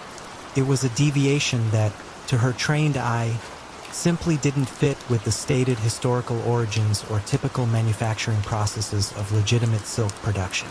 Dr. Peterson, driven by scientific curiosity, ran more detailed analyses. She discovered minute traces of unfamiliar chemical residues embedded within the fibers of these otherwise pristine silks, compounds completely unrelated to legitimate textile production. These traces were so faint, so deeply integrated, they would have been overlooked by any standard customs inspection. The poetic misstep was that the very method of drug concealment, the weaving into the fabric, left a subtle, almost invisible forensic signature that only the latest scientific techniques could detect. Her meticulous research, devoid of any prior suspicion, began to build a compelling case for an illicit process integrated into the manufacturing of these specific textiles. The quiet, scientific data led authorities directly to Elias Vandenberg. When a team of Dutch financial crime investigators, accompanied by Dr. Peterson, arrived at Vandenberg Silks, Elias was in his showroom, admiring a bolt of shimmering indigo silk. There was no dramatic raid, no flashing lights. They simply presented him with Dr. Peterson's detailed forensic report. Microscopic images of altered thread patterns, precise chemical analyses of illicit residues, and a compelling statistical breakdown of the suspicious shipments. The elegance of his operation had become its undoing. Elias, confronted with the irrefutable scientific proof embedded within the very beauty he used as his shield, saw his carefully constructed world unravel, not through betrayal or violence, but through the cold, unyielding precision of modern science. The silken threads, once his camouflage, became the undeniable evidence of his quiet reign as the shadow baron of the drug trade. The persistent, acrid smell emanating from the city's primary landfill was, at first, dismissed as a typical urban inconvenience, a part of life in a growing metropolis. Yet, for some residents bordering the sprawling site, the odor grew sharper, more chemical, and far more unsettling than mere decomposing refuse. How could the man who meticulously managed the very garbage of the city, presenting himself as a pillar of civic cleanliness, be caught by the silent, noxious fumes of his own enterprise, and what insidious current of corruption did that foul aroma conceal? Pat Doyle was a study in contrasts. To the public, he was the affable, unassuming proprietor of Doyle Waste Management, a company that had grown from a single truck in the 1970s to the unchallenged behemoth of refuse collection and disposal across the region. He was a familiar face at Rotary Club meetings, known for his generous donations to local charities and his unwavering commitment to civic beautification. Yet, beneath this meticulously curated facade of community service, Pat Doyle was building an empire on the one thing no one wanted: trash. His ascent was built on efficiency and relentless acquisition. Pat meticulously bought out smaller, struggling independent haulers, not with aggression, but with generous offers and the promise of a quiet retirement. Those who resisted, however, often found their routes inexplicably disrupted, their trucks experiencing sudden, expensive breakdowns, or their operational permits subjected to unending scrutiny. This wasn't intimidation by force. It was a slow, deliberate strangulation of their business, a quiet economic pressure that always, inevitably, led them to sell to Doyle Waste Management. Soon, he held a virtual monopoly, controlling every aspect of the city's waste stream, from residential pickups to industrial disposal. Pat's criminal strategy was as mundane as it was brilliant. Waste management, with its constant flow of cash transactions and its vast, often unregulated, physical sites, proved to be an ideal canvas for illicit activity. His primary income streams were twofold: racketeering through coercive service agreements and sophisticated money laundering. Businesses, large and small, found themselves compelled to use Doyle's services, often at inflated rates, lest they face the logistical nightmare of uncollected refuse piling up, damaging their reputation and operations. Money laundering was executed with quiet finesse. Doyle Waste Management processed billions. Legitimate businesses would be charged for special handling fees or expedited disposal, services that often existed only on paper. Non-existent loads of refuse would be invoiced and paid for. Large sums of cash, often from illicit sources, local gambling rings, illicit liquor operations, even discrete transactions from shadowy international figures seeking to clean their funds, would be funneled through the company's accounts as cash payments for bulk disposal services. The sheer volume and complexity of the transactions, mixed with the legitimate, rendered the dirty money virtually untraceable. Who would question $1 million payment for waste disposal when 1,000 smaller, legitimate transactions occurred daily? The slow burn towards his unraveling began not in the sterile offices of law enforcement, but in the meticulously organized files of an unassuming environmental regulator named Dr. Lena Petrov. Dr. Petrov, with the Regional Environmental Protection Agency, possessed a quiet tenacity and an almost obsessive attention to data. She wasn't looking for crime. She was looking for ecological integrity. Her concern wasn't the smell itself, but a series of peculiar spikes in specific chemical compounds detected in groundwater samples near the Doyle landfill. Compounds that didn't align with typical municipal waste decomposition. Her investigation began with quiet diligence. She requested old permits, analyzed historical dumping logs, and compared them against her current findings. The official reports from Doyle Waste Management were always perfectly filed, immaculately presented. Too perfect, perhaps. Dr. Petrov noted that while the reported volume of hazardous waste disposal was low, the chemical signatures in the ground suggested something far more substantial and unregulated was being buried. The turning point came with a low-level landfill supervisor, an aging man named Frank, whose deep loyalty to Pat Doyle had begun to curdle into resentment. Frank had been with Doyle since the early days, overseeing the dangerous, often illicit, special disposals that occurred under the cover of night. He had seen the illegal dumping of corrosive chemicals, industrial sludge, and medical waste, all masked within layers of innocuous municipal trash. His conscience, slowly eroded over decades, was finally broken when his own granddaughter, living in a community downwind from the landfill, developed a rare respiratory illness. Frank, haunted by the image of his granddaughter struggling to breathe, didn't provide grand confessions of financial crime. Instead, he meticulously detailed the locations and times of the illegal dumps, the types of waste, and the specific vehicles used. He spoke of the quiet code used to refer to these illicit disposals, special orders for Mr. Smith, or weekend deliveries for the back 40. These details, combined with Dr. Petrov's chemical analyses, provided irrefutable physical evidence. The Federal Environmental Protection Agency, now alerted, began a quiet, integrated investigation, combining Dr. Petrov's environmental data with financial forensics. They didn't find direct evidence of violence, but they found systematic, widespread environmental violations leading to massive potential cleanup costs and public health risks. They also found the inflated contracts, the phantom services, and the unusual cash influx into Doyle's accounts, now understanding that the environmental crimes were inextricably linked to the financial ones. The special handling fees were actually charges for illegal, unpermitted dumping.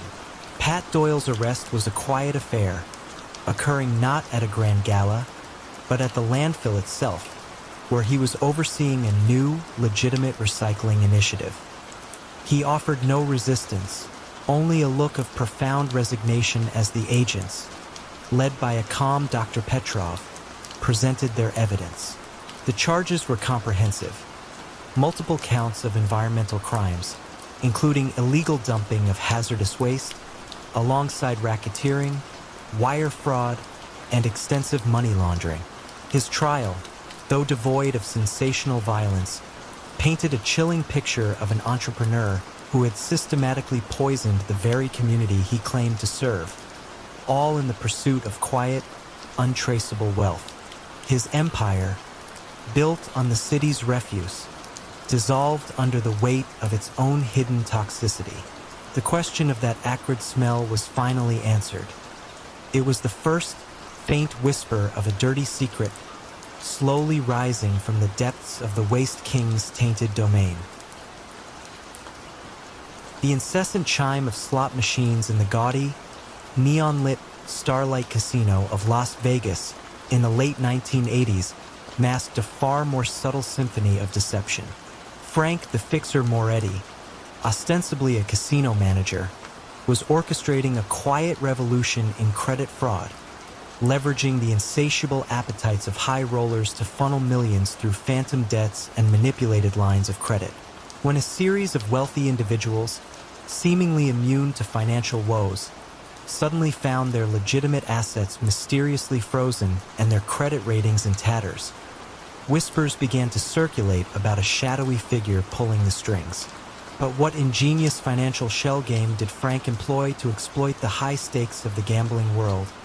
And what mundane, yet overlooked, piece of paper would eventually expose the elaborate deception of the Fixer? Frank Moretti was a master of human psychology, a former bank executive who understood the allure of unlimited credit and the desperation of a losing streak. He didn't need to strong-arm. He simply offered a path to continued indulgence. His role as a casino manager was a perfect front, granting him intimate access to the financial habits and vulnerabilities of the casino's most coveted clients, the high rollers. His office, a surprisingly Spartan space behind the velvet ropes of the VIP lounge, was filled not with gambling paraphernalia, but with credit reports, banking regulations, and a meticulous, handwritten ledger detailing his clients' hidden financial woes. His criminal enterprise wasn't about skimming cash from the casino floor. It was about manipulating the very concept of debt. Frank would target wealthy individuals with significant but illiquid assets, say, a sprawling real estate portfolio or valuable art collections, who were, ironically, cash poor due to lavish spending habits or poor investments. When these high rollers inevitably hit a losing streak, Frank would appear not as a loan shark, but as a benevolent savior. He'd offer them seemingly unlimited lines of credit, facilitated through obscure, offshore banks he controlled. The terms were simple. Use the credit to keep gambling, and he would handle the paperwork. The ingenious part was that these lines of credit were largely fictitious. The money wasn't coming from legitimate loans. It was simply a digital entry in a phantom ledger. However, once the high roller had lost this phantom money at Frank's tables, and the casino, owned by Frank's associates, had won it, Frank would then present the client with a series of fabricated, legally binding debt instruments. These documents, complete with forged signatures and official-looking stamps, represented the losses as legitimate, unsecured loans from the offshore banks. The high rollers, embarrassed and desperate to avoid public exposure of their gambling debts, would sign anything to make the problem disappear. Frank would then sell these fabricated debts to other shell companies he controlled, layering the transaction until the origin of the loan was untraceable, and the debt became a legitimate claim against the high roller's real assets. Frank's influence grew exponentially. He transformed the casino into a hub for laundering not just money, but also the consequences of reckless spending. The atmosphere in the VIP lounge was one of perpetual indulgence, where credit seemed endless and losses merely a temporary setback. You could almost feel the phantom wealth circulating, turning into real claims against real fortunes. Frank operated with a calm, almost professorial air, convinced that his intricate financial web was impenetrable, relying on his clients' pride and desperation to sign away their futures. The unraveling began, not with an audit of the casino, but with a seemingly trivial legal dispute far from the flashing lights of Vegas. A renowned, but notoriously flamboyant, film producer, one of Frank's most prominent victims, found his long-established legitimate bank accounts suddenly frozen. His attorney discovered that this freeze was due to a bizarre, complex claim from an unknown offshore entity, alleging a massive unpaid loan. The producer, confused, swore he had never taken such a loan, only lines of credit from the fixer at the Starlight Casino. The attorney, accustomed to dealing with legitimate financial institutions, found the offshore entity completely untraceable. This bizarre case landed on the desk of a quiet, meticulous FBI fraud investigator, Agent David Kim. Kim had been tracking a curious pattern of frozen assets and unexplained offshore claims among wealthy individuals, all of whom had recently frequented the Starlight Casino. He started focusing not on the casino's income, but on the documents associated with these phantom loans. He noticed a subtle, recurring anomaly. The notarization stamps on several of these loan agreements all shared a very specific, almost imperceptible misalignment. It was a flaw so minute that only a forensic document examiner would spot it. Kim realized that while the documents appeared perfect, the process of their notarization was flawed. The specific misalignment suggested that a single notary stamp, perhaps an authentic one being used illicitly, was consistently being applied slightly off-center. This tiny, overlooked detail, a single physical signature in a world of digital transactions, became Frank's undoing. Following the trail of this unique notary mark, Kim traced it back to a small, unassuming notary office in a strip mall just outside Vegas, an office owned by a relative of one of Frank's low-level associates. The notary, under interrogation, confessed to forging hundreds of documents for the fixer, meticulously following his instructions, but leaving behind that single, consistent tell. The raid on Frank, the fixer Moretti's office, uncovered no cash, no weapons, but boxes filled with thousands of these meticulously crafted, yet subtly flawed, loan agreements. As he was led away, the constant chime of the slot machines continued, oblivious to the silent collapse of the empire built on the fragile line between perceived wealth and crushing, invisible debt. And as the financial world grappled with the implications, many couldn't help but wonder, how many other meticulously crafted deceptions, built on exploiting human weakness, are undone by the most mundane, overlooked details?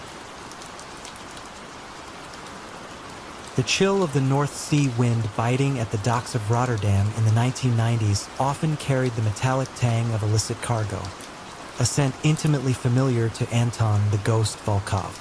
He was a master of evasion, a logistical genius who could make entire shipping containers filled with contraband, from untaxed cigarettes to stolen electronics, vanish from official manifests and reappear thousands of miles away, undetected. When customs officials across Europe began to notice a frustrating pattern of flawlessly executed phantom shipments, leaving no paper trail and no physical evidence, they knew they were facing a new kind of adversary. But what ingenious system of phantom cargo did Anton employ to spirit his illicit goods across borders? And what almost imperceptible oversight in his digital sleight of hand would eventually materialize the ghost into a tangible reality? Anton Volkov was a creature of the shadows, a former maritime logistics expert with an intimate knowledge of global shipping routes, port operations, and, crucially, the bureaucratic loopholes designed to track cargo. He didn't engage in violence. His weapons were forged documents, manipulated databases, and a network of quiet, compliant port workers. His office, a minimalist space overlooking the bustling harbor, was dominated by complex digital maps, displaying shipping lanes and customs checkpoints as if they were lines on a chessboard, awaiting his next strategic move. His criminal strategy revolved around the concept of phantom cargo. He wouldn't physically smuggle goods in the traditional sense. Instead, he would create legitimate-looking manifests for non-existent, low-value cargo, say, a container of cheap plastic toys destined for a remote African port. These false manifests would then be inserted into the sprawling, often chaotic, digital systems of major shipping companies. Meanwhile, the actual container, filled with high-value contraband, would be loaded onto the same ship, but with a different, seemingly innocuous manifest or sometimes no manifest at all. The real brilliance lay in the mid-journey swap. At a designated point, usually a busy transshipment hub like Singapore or Dubai, the container with the legitimate-looking phantom cargo would be quietly offloaded and replaced with the actual illicit cargo, which would then proceed to the original destination listed on the phantom manifest. The customs declaration would match the original, low-value, non-existent goods, allowing the valuable contraband to pass through inspection points unnoticed. It was a digital shell game on a global scale, making the untraceable appear legitimate and the legitimate disappear. You could almost feel the phantom weight of unseen illicit goods moving across the oceans, leaving no ripples. Anton's reputation grew by word of mouth among the international criminal fraternity. He offered a no-trace, no-risk guarantee, and his success rate was legendary. He charged a premium, but for clients dealing in multi-million-dollar consignments, the cost was negligible compared to the surety of delivery. The atmosphere around global shipping lanes became one of increasing frustration for law enforcement. They knew vast amounts of illicit goods were moving, but they couldn't pinpoint how or where.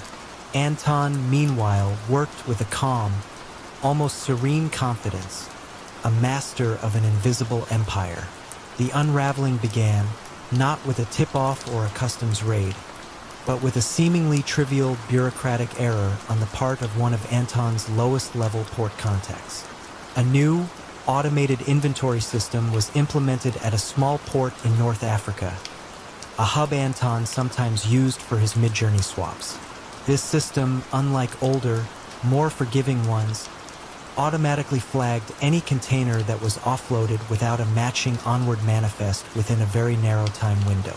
One of Anton's phantom cargo containers, containing the actual illicit goods, was offloaded and, due to a slight delay by a tired dock worker, didn't immediately get its new, deceptive manifest updated in the system. It briefly existed, for a mere 15 minutes, as a high-value container with no official destination or origin. This tiny, transient anomaly in the vast sea of legitimate shipping data was flagged by a young, ambitious customs analyst named Eva Rostova. Eva wasn't looking for contraband. She was looking for inefficiencies in the new automated system. The flagged container interested her precisely because it shouldn't have happened. Why would a legitimate, high-value shipment be in limbo, even for a few minutes, in a port known for quick turnarounds? She began to track this specific container backward through its previous ports of call. Her investigation didn't focus on the contents of the container, but on its digital journey. She discovered that this orphaned container, while physically legitimate at its origin, had previously been associated with a low-value phantom manifest, and its digital trail had been curiously scrubbed or rerouted at a major transshipment hub. This pattern, once identified for one container, allowed her to develop an algorithm to search for similar digital ghosts across millions of shipping records. She began to see the invisible threads connecting seemingly unrelated phantom shipments to high-value, mysteriously disappearing cargoes. The climax was not a chase scene, but a digital entrapment. Eva, with her new algorithm, began to predict where Anton's ghost containers would briefly materialize. The authorities didn't need to board a ship. They simply needed to be at the right port at the right moment. When the system indicated a container had gone dark for a fraction of an hour before reappearing with a new identity. The raid on Anton the Ghost Volkov occurred at a seemingly innocuous shipping office in Rotterdam, where he was calmly orchestrating his next phantom delivery. He was apprehended not with physical evidence, but with the irrefutable digital trail of his own meticulous, yet ultimately flawed system. As he was led away, the constant drone of the port machinery seemed to mock his once invisible empire. And as the global shipping industry tightened its digital security, many wondered, how many other elusive ghosts are quietly navigating the unseen currents of our interconnected world, waiting for a single, tiny digital anomaly to reveal their presence? The glint of gold fillings, visible even in the dim light of a London club in the early 2000s, was often the first thing people noticed about Elias the dentist Thorne. He didn't extract teeth. He extracted secrets, leveraging deeply personal and often embarrassing information to manipulate London's elite. When a string of prominent figures, from politicians to media moguls, found themselves unexpectedly entangled in scandals, their every move seemingly dictated by an unseen hand, many wondered how a man with no overt power could exert such profound control. But what insidious form of soft coercion did Elias wield to bend the powerful to his will? And what seemingly insignificant loose thread, overlooked in his meticulous web, would ultimately unravel his empire of whispered threats?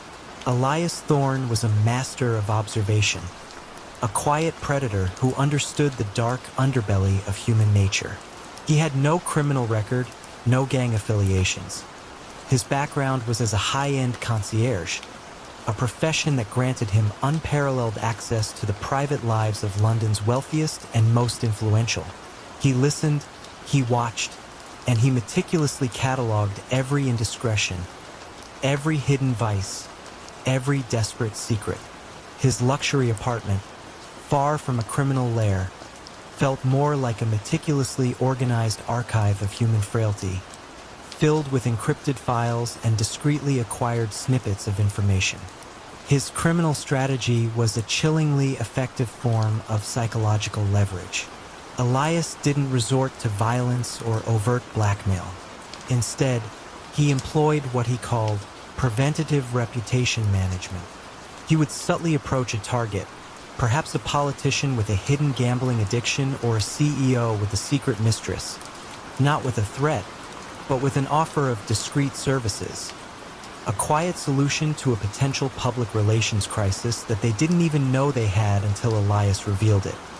He'd present undeniable evidence of their secret, then offer to manage it, ensuring it never saw the light of day. The unspoken cost was compliance, a quiet agreement to a future favor, a subtle nudge in a business deal, or a carefully worded recommendation. The beauty of Elias's method was that his targets rarely even realized they were being blackmailed.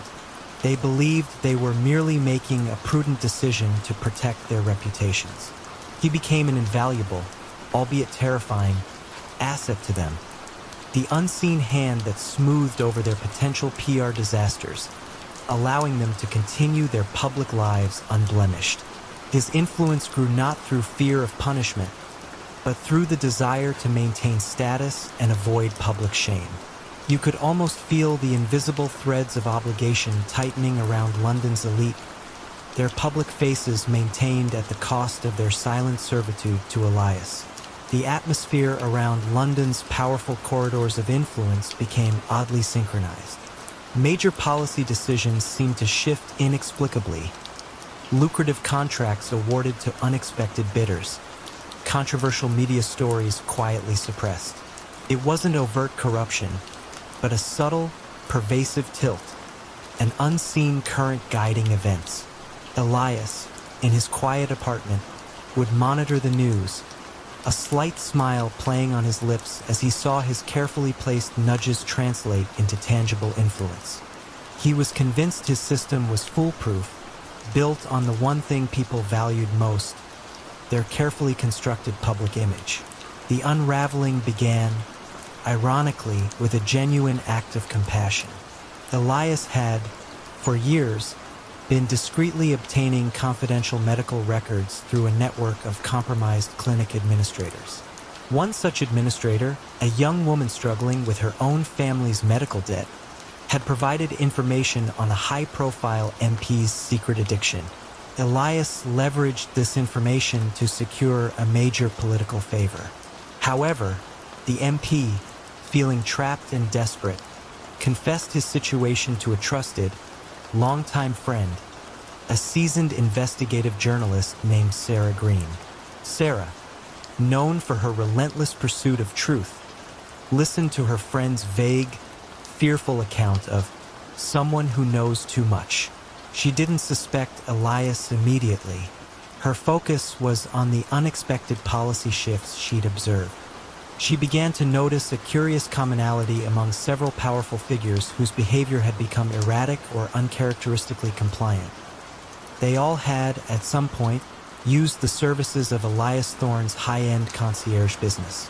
It was a faint pattern, almost a coincidence. Sarah's breakthrough came when she discovered that a particular private clinic, known for its discretion, had suffered a series of minor data breaches, unreported to the public, shortly before some of these powerful individuals made their unusual shifts. She started cross-referencing patient lists with Elias's client list. The overlap was chilling. It wasn't about the specific secrets, but the method of acquisition, the vulnerability of sensitive personal information. She then leveraged her own network of discrete sources to confirm that the clinic administrator had been quietly paid off. The climax wasn't a dramatic confrontation, but a quiet, methodical police investigation, sparked by Sarah's meticulously compiled dossier. They didn't find traditional evidence of blackmail, but they found an overwhelming pattern of unusual financial payments to specific individuals connected to sensitive data, followed by Elias Thorne's subsequent guidance of their powerful clients.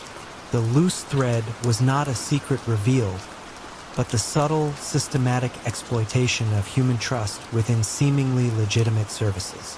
As Elias, the dentist Thorne, was apprehended in his quiet apartment, surrounded by the echoes of 1,000 secrets, one couldn't help but wonder, how many others, driven by the desire to control, exploit the very privacy people strive to protect, creating empires out of whispers and quiet compliance?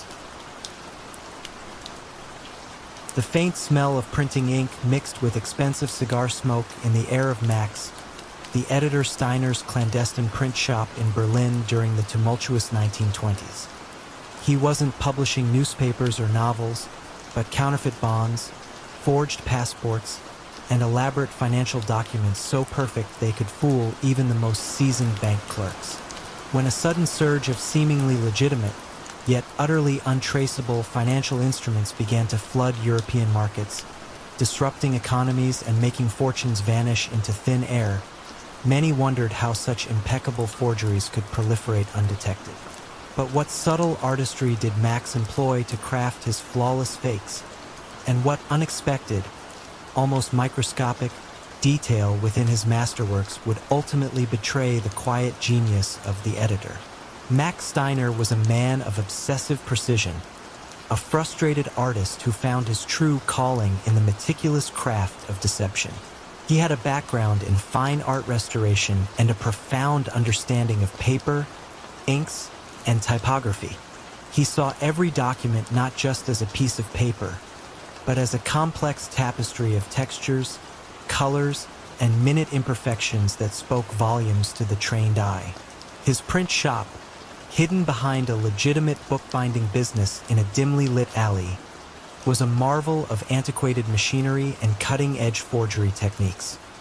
He was the quiet artisan of the underworld. His tools not guns, but specialized presses, custom-made dies, and an encyclopedic knowledge of historical printing methods. His criminal enterprise wasn't about crude reproductions. Max's forgeries were masterpieces, indistinguishable from the originals to the naked eye, and often even under cursory examination.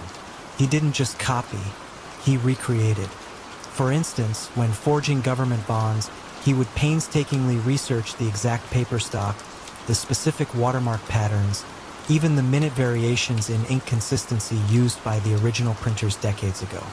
He understood that aging wasn't just about color. It was about the subtle degradation of fibers, the way light reflected off faded pigments. He would even factor in the expected wear and tear of a document handled over time. His network wasn't built on fear, but on reputation.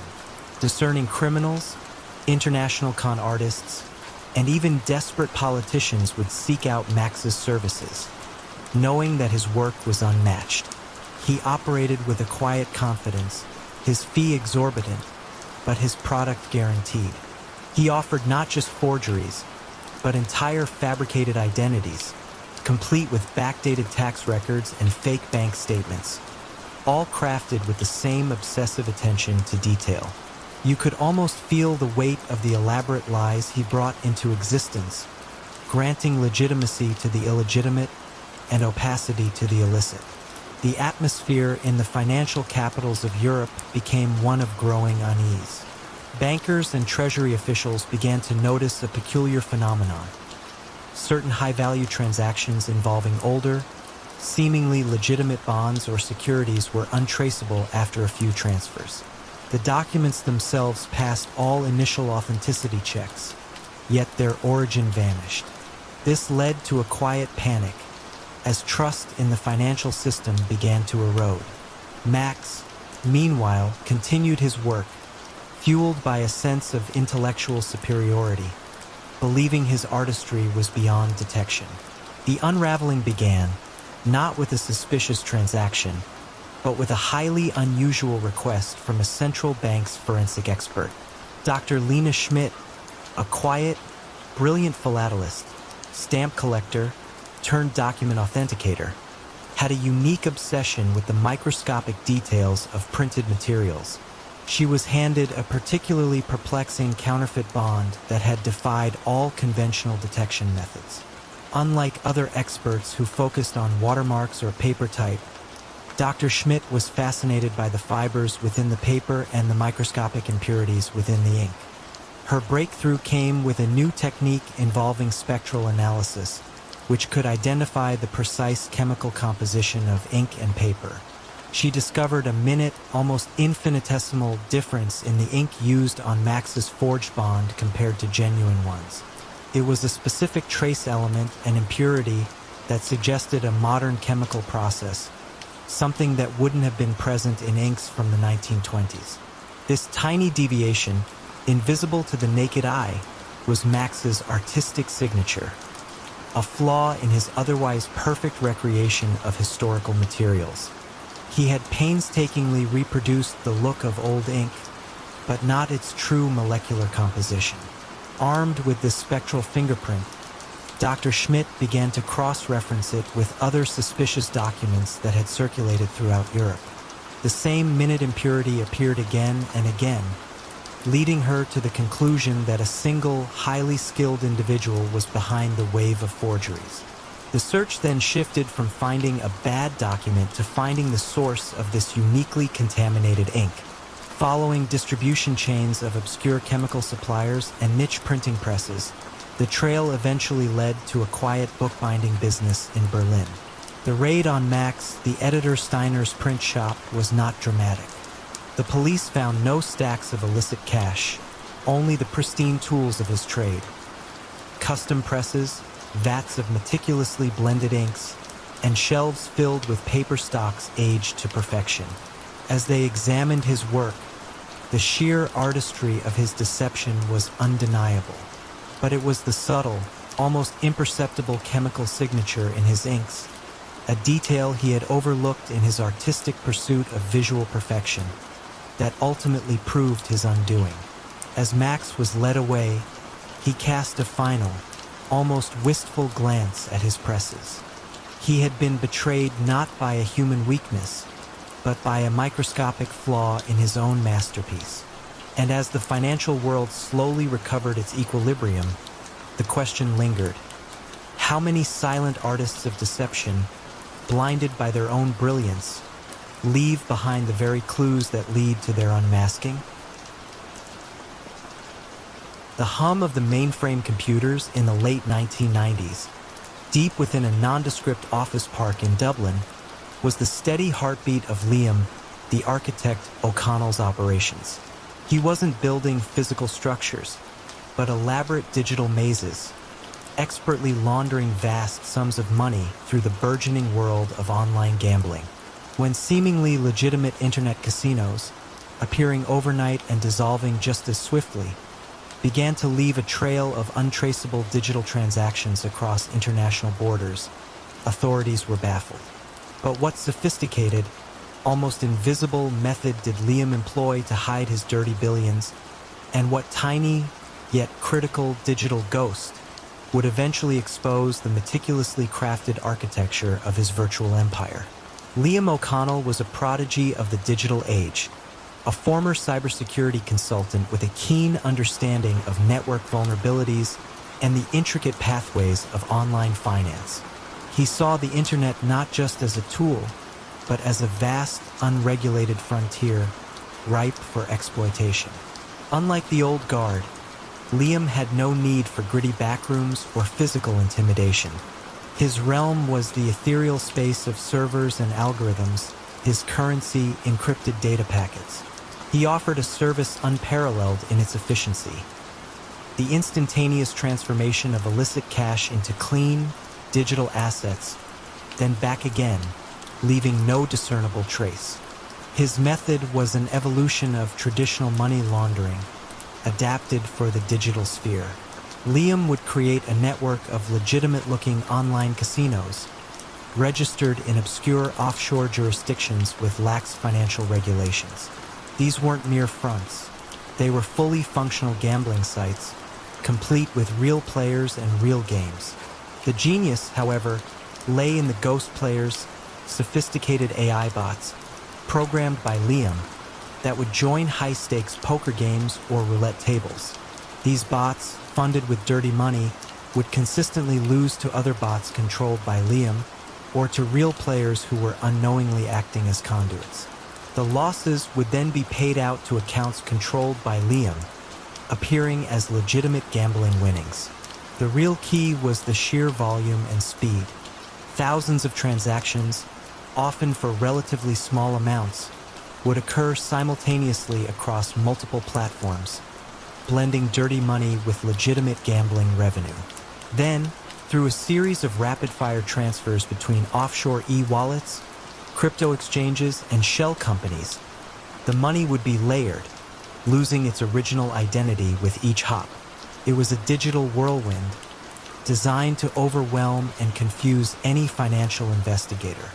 You could almost feel the phantom currents of illicit wealth flowing through the global network, unseen but undeniably present. Liam's operation thrived on its anonymity and its adaptability. If one online casino drew too much attention, it could be dissolved within hours, its servers wiped clean, and a new one spun up under a different name, different jurisdiction. He offered his services to a global clientele, from drug cartels to corrupt politicians, all drawn by the promise of untraceable, instantaneous wealth purification. The atmosphere around Liam, though he worked alone from his quiet office, was one of absolute, almost godlike control over the digital flow of money. He believed he had created a system so complex, so ephemeral, that it was truly uncatchable. The unraveling began, not with a technical flaw in his code, but with a subtle human element he hadn't fully accounted for. One of his real player conduits, a desperate online gambler in Eastern Europe who had been unknowingly receiving small, lucky winnings from Liam's bots, became suspicious. He wasn't a hacker or an investigator, just a frustrated player who noticed that he consistently won more often when playing against a particular set of newly registered, oddly aggressive opponents, always at certain times of the day, and then those winnings would disappear as quickly as they appeared when he tried to transfer them out. The money was effectively locked into Liam's system. He eventually approached an online forum dedicated to exposing gambling scams, detailing the bizarre patterns of his luck. Among the forum members was a sharp, young cybercrime analyst for Interpol working undercover. She immediately recognized the unique digital ghost, the statistical improbability of a string of players consistently losing to a specific, rotating set of new accounts, always funneling money towards offshore accounts. It was a faint, almost invisible signature, but it was there. She began to trace the seemingly disparate threads, not through individual transactions, which were too numerous and fragmented, but through the timing and IP addresses of the server activity. Her investigation wasn't about following the money itself, but about mapping the connections between the constantly shifting digital entities. She discovered clusters of server activity originating from the same IP ranges, dissolving and reappearing in new configurations, all pointing back to a small set of sophisticated bot networks. These networks, though disguised, occasionally left a lingering digital footprint, a phantom echo of their previous existence. This allowed her to pinpoint the master control server in Dublin. The raid, when it came, was not on a bustling casino floor, but on a quiet office where Liam, the architect O'Connell, sat calmly amidst a glowing array of monitors, his fingers still dancing across keyboards. He had created a perfect digital labyrinth, but in his pursuit of absolute anonymity, he had overlooked the subtle, yet undeniable, ghosts his own digital creations left behind. As he was led away, the hum of the mainframes continued, a chilling reminder of the vast, unseen flows of wealth beneath the surface of the internet, and the enduring question: how many other digital architects are quietly building their empires in the unseen corners of cyberspace? The aroma of freshly baked bread usually brought comfort, but in the small Sicilian town of Corleone in the late 1950s, the scent emanating from Papa Rocco's bakery carried a heavier, more complex essence: the quiet, pervasive presence of organized crime. Rocco the Baker Moretti was not merely crafting loaves. He was crafting a legacy of fear and control, using the ancient, unwritten codes of the Mafia to establish an unbreakable grip on the local economy. When whispers of an economic drought began to spread through the town, businesses mysteriously failing, shops unable to secure vital supplies, many suspected more than just bad luck. But what subtle, yet suffocating, form of coercion did Rocco employ to maintain his absolute dominion, and what unexpected force, seemingly unrelated to the underworld, would eventually crumble his carefully kneaded empire? Rocco Moretti was a man of tradition, rooted deeply in the ancient ways of the island. He scorned the flashy displays of violence favored by newer generations of gangsters. His power was derived from omerta, from the unspoken law of silence, and from a deep understanding of the local community's needs and vulnerabilities. His bakery was not just a front. It was a central hub, a place where people came for their daily bread, and where Rocco, with a gentle smile and a knowing glance, dispensed both loaves and quiet decrees. He was the invisible hand, the unacknowledged authority that permeated every aspect of daily life. His criminal strategy was not about racketeering in the traditional sense, but about cultivating absolute economic dependency. Rocco didn't demand protection money directly. Instead, he would offer assistance. A struggling olive oil producer found his distribution network suddenly expanded, thanks to Rocco's connections. A small vineyard, facing financial ruin, received a generous, no-strings-attached loan from Rocco's benevolent fund.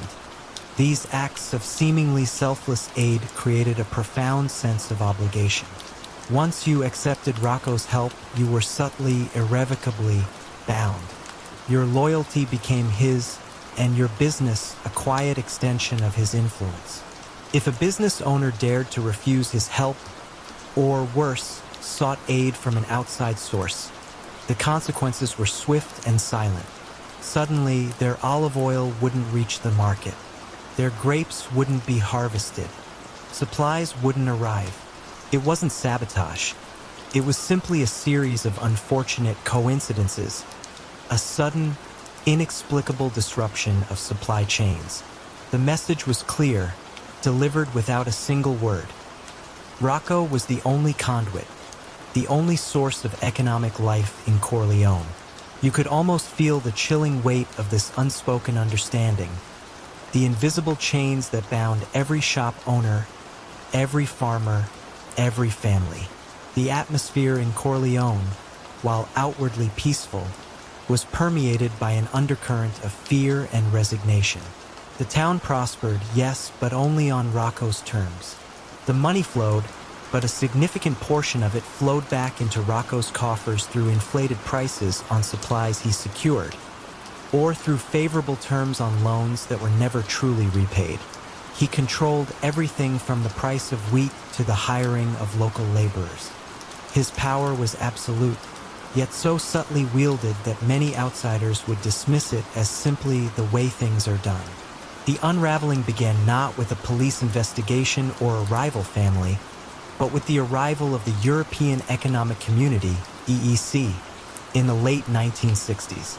Italy's integration into this broader economic bloc brought with it an influx of new agricultural subsidies, standardized trade regulations, and, crucially, open markets.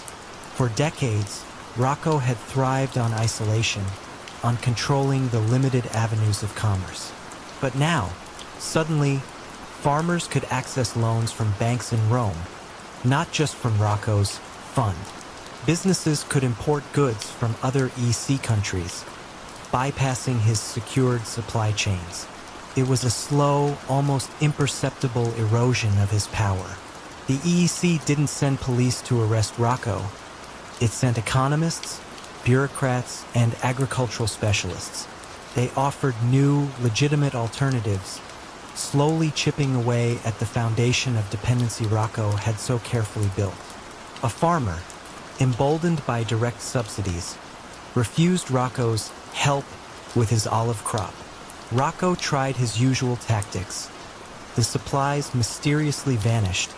The harvest was delayed. But this time, the farmer, through new EEC-sponsored cooperatives, found alternative buyers and suppliers outside Rocco's reach. The invisible chains began to snap. Other businesses followed suit, cautiously at first, then with increasing confidence. The fear began to dissipate, replaced by the cautious hope of economic independence. Rocco's power, built on the premise of being the sole gatekeeper, began to wane as more gates opened. He couldn't physically stop an entire continent's economic shift. The climax wasn't a shootout. It was the quiet, almost mundane, closure of Papa Rocco's bakery itself, deemed unprofitable as local businesses found cheaper, more direct routes for their supplies. The source of his control had dried up, not by force, but by the quiet, relentless tide of modernization and open markets. As Rocco sat alone in his empty bakery, the scent of bread fading, one could almost hear the ghost of a question lingering in the air.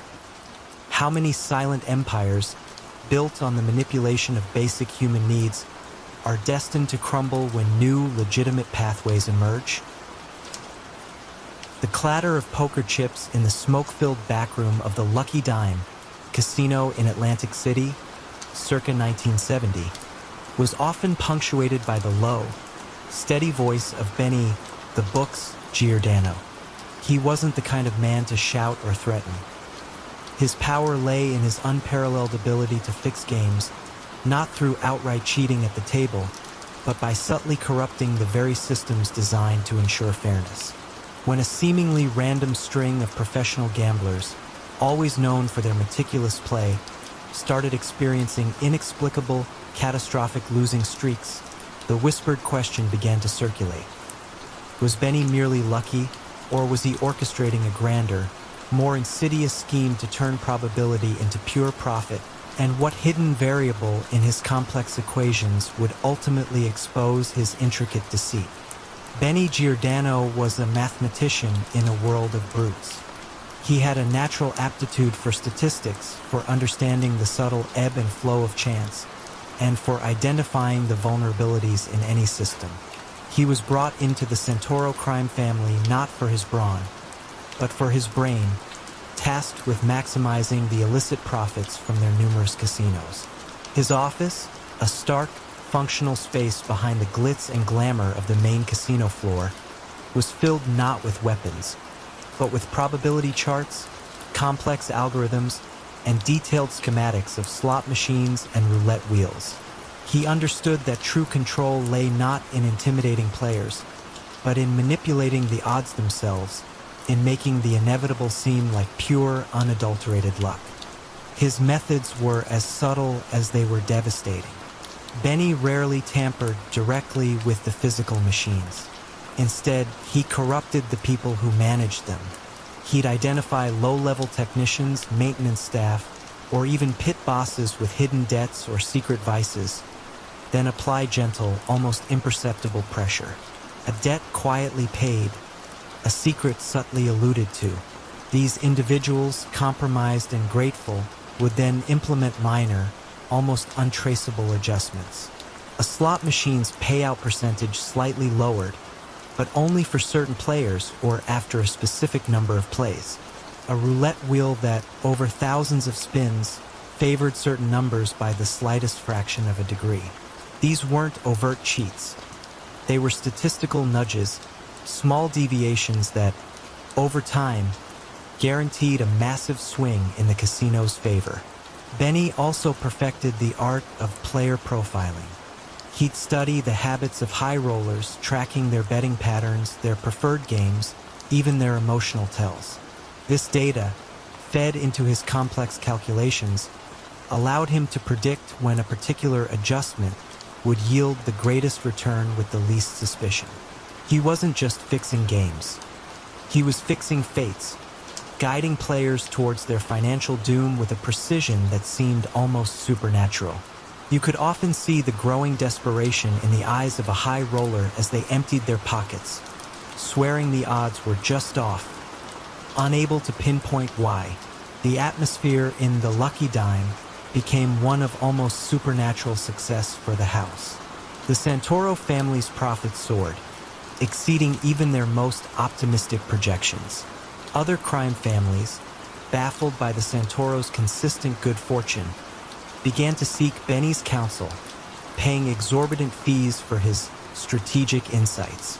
Benny, ever the calm, unassuming technician, simply provided his analyses, his reputation as the books growing with every guaranteed win. He projected an air of quiet confidence, a man who understood the universe's chaotic dance and had found a way to bend it to his will. The unraveling began not with a disgruntled employee, but with a highly specialized and deeply suspicious form of reverse engineering. A consortium of frustrated professional gamblers, after suffering repeated, inexplicable losses at the Lucky Dime, pooled their resources and hired a brilliant, obsessive mathematician named Dr. Evelyn Reed. Evelyn wasn't interested in traditional police work. She was interested in pure probability. She brought in a team of statisticians and, disguised as ordinary patrons, spent weeks meticulously recording thousands of hours of gameplay data from the Lucky Dime and, crucially, from other rival casinos. Her breakthrough came when comparing the data. While all casinos had a house edge, the Lucky Dime exhibited tiny, almost undetectable, statistical anomalies in its payout patterns. Anomalies that couldn't be explained by random chance alone. It was like looking at a series of coin flips and noticing that, over a million flips, heads appeared 50.001% of the time, rather than the expected 50%. This microscopic deviation, when extrapolated over millions of dollars and thousands of players, pointed to deliberate systemic manipulation. The hidden variable in Benny's equation wasn't an external factor. It was his own sophisticated manipulation embedded within the probabilities. Evelyn's meticulous report, filled with arcane statistical proofs and irrefutable data, landed on the desk of a federal agent who had been fruitlessly investigating the Santoro family for years. The agent, initially skeptical of a purely mathematical case, was convinced by the sheer precision of Evelyn's findings. It wasn't about catching a specific cheat in action, but about demonstrating a pattern of impossible odds. Armed with the statistical evidence, the authorities obtained a sweeping warrant for the Lucky Dime, not to raid the main floor, but to meticulously examine every slot machine, every roulette wheel, every computer system, and crucially, every employee record. The technical adjustments Benny had overseen, minute as they were, left digital footprints, and the compromised employees, under intense interrogation, eventually confessed to the subtle manipulations. Benny the Book's Giordano, who had built an empire on making the impossible seem inevitable, found his sophisticated web of probabilities undone by the relentless logic of an even sharper mind. As he was led away, the casino floor was unusually quiet, and many patrons couldn't help but wonder if, in the world of chance, there was ever truly such a thing as luck. The faded photograph, tucked into an old police file, showed a stern-faced man in a tailored suit, his gaze piercing. It was Alastair Finch, known as the Curator, a man who orchestrated the theft of priceless art and artifacts not for their monetary value alone, but for the intricate intellectual challenge they presented. His targets weren't banks or armored cars, but the supposedly impregnable vaults of European museums and private collections. When an unprecedented wave of high-profile art disappearances swept across the continent in the early 1990s, leaving no trace but a faint scent of cynicism, many wondered how a single individual could consistently outsmart the most sophisticated security systems. But what subtle flaw in Alastair's carefully constructed illusions would ultimately lead to his downfall, and what peculiar motivation drove him beyond mere profit? Alastair Finch was a ghost in the world of high art, a connoisseur with an illicit passion. He wasn't a brutish thief. He was an artist of infiltration. His canvas the security protocols of the world's most revered institutions. His background was as elusive as the shadows he worked within. Rumors spoke of a discarded academic career, a disgraced historian, a brilliant mind twisted by a sense of intellectual superiority. He never touched a piece himself, preferring to orchestrate from a distance.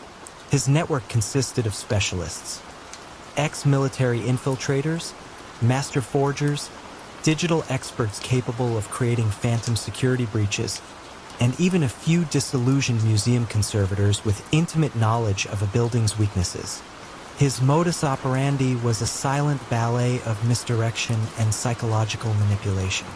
He didn't smash display cases. He manipulated the environment around them. Imagine a museum's new, state-of-the-art security system being installed. Alastair would subtly introduce a flaw, a tiny glitch in the software, a seemingly insignificant blind spot in the camera feed days or even weeks before the actual heist. He'd create a carefully crafted decoy event, a false alarm at a different wing of the museum, a minor distraction at a nearby cultural event, drawing attention away from his true target. The goal wasn't just to steal the art, but to prove that he could, that no system was truly impregnable, that he understood the art of security better than its designers. Alastair's motivations were complex, far beyond simple financial gain.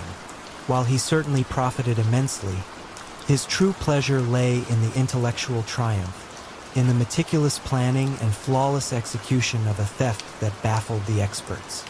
He often chose pieces with historical significance, items that presented a unique challenge in terms of their protection or their public profile. He viewed himself as a collector of impossible feats, a curator of the uncatchable. You could sense his almost palpable satisfaction in the detailed, anonymous manifestos he sometimes leaked to select art critics after a particularly audacious theft, describing the elegance of the breach, subtly mocking the perceived invincibility of the institutions. The atmosphere around Interpol's Art Crime Division became one of increasing frustration and bewildered awe. Agent Isabel Moreau, a sharp, methodical investigator, was assigned to the ghost thief case. She noticed a pattern not in how the art was stolen, but in the types of pieces targeted, always high value, culturally significant, and often recently acquired or undergoing special exhibition. More importantly, she noticed the uncanny absence of physical evidence. It was as if the art simply vanished. This led her to a crucial realization. The perpetrator wasn't a conventional thief. He was a master of illusion, making things seem to disappear when in fact they had been carefully, almost surgically, removed. The subtle flaw in Alistair's grand design emerged from his own intellectual arrogance. After a particularly challenging heist, the retrieval of a rare Byzantine icon from a heavily fortified private collection in Switzerland, Alistair sent his usual anonymous taunting note to a renowned art historian. This time, however, he included a tiny, almost microscopic detail about the icon's unique restoration history, a detail so obscure that only a handful of genuine experts would know it. He intended it as a final flourish of intellectual superiority. The historian, an elderly, meticulous scholar, recognized the detail immediately. It wasn't just knowledge. It was a specific, almost pedantic interpretation of that detail that matched the work of a student he had once taught. A student who had disappeared years ago after a scandal involving academic plagiarism. Alistair Finch. The scholar, disturbed by the implication, quietly relayed this information to Agent Moreau. It wasn't a direct link, but it was a crucial starting point. Moreau began to investigate Finch's past, tracing his academic records, his intellectual interests, and the specific historical periods and artistic movements he had specialized in. This granular focus, this shift from "how was it stolen?" to "who would know this much?" slowly unraveled Alistair's web.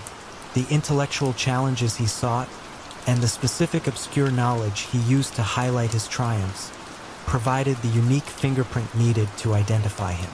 The raid on his quiet London flat, far from any overt display of wealth, revealed not the stolen art, which he had already meticulously fenced through untraceable channels, but his true treasure. An extensive, cross-referenced library of art history, security manuals, and meticulously detailed plans for future heists, each a testament to his chilling genius.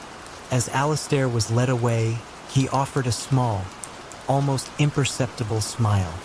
He had been caught, yes, but only because he had revealed too much of his own intellectual artistry. And as the international art world breathed a collective sigh of relief, many couldn't help but wonder if the curator had merely retired, or if he was already planning his next, even more audacious exhibition from behind bars. The winter wind off Lake Michigan in 1947 carried more than just snow. It carried whispers of a new kind of currency in the shadowy corners of Chicago's underworld.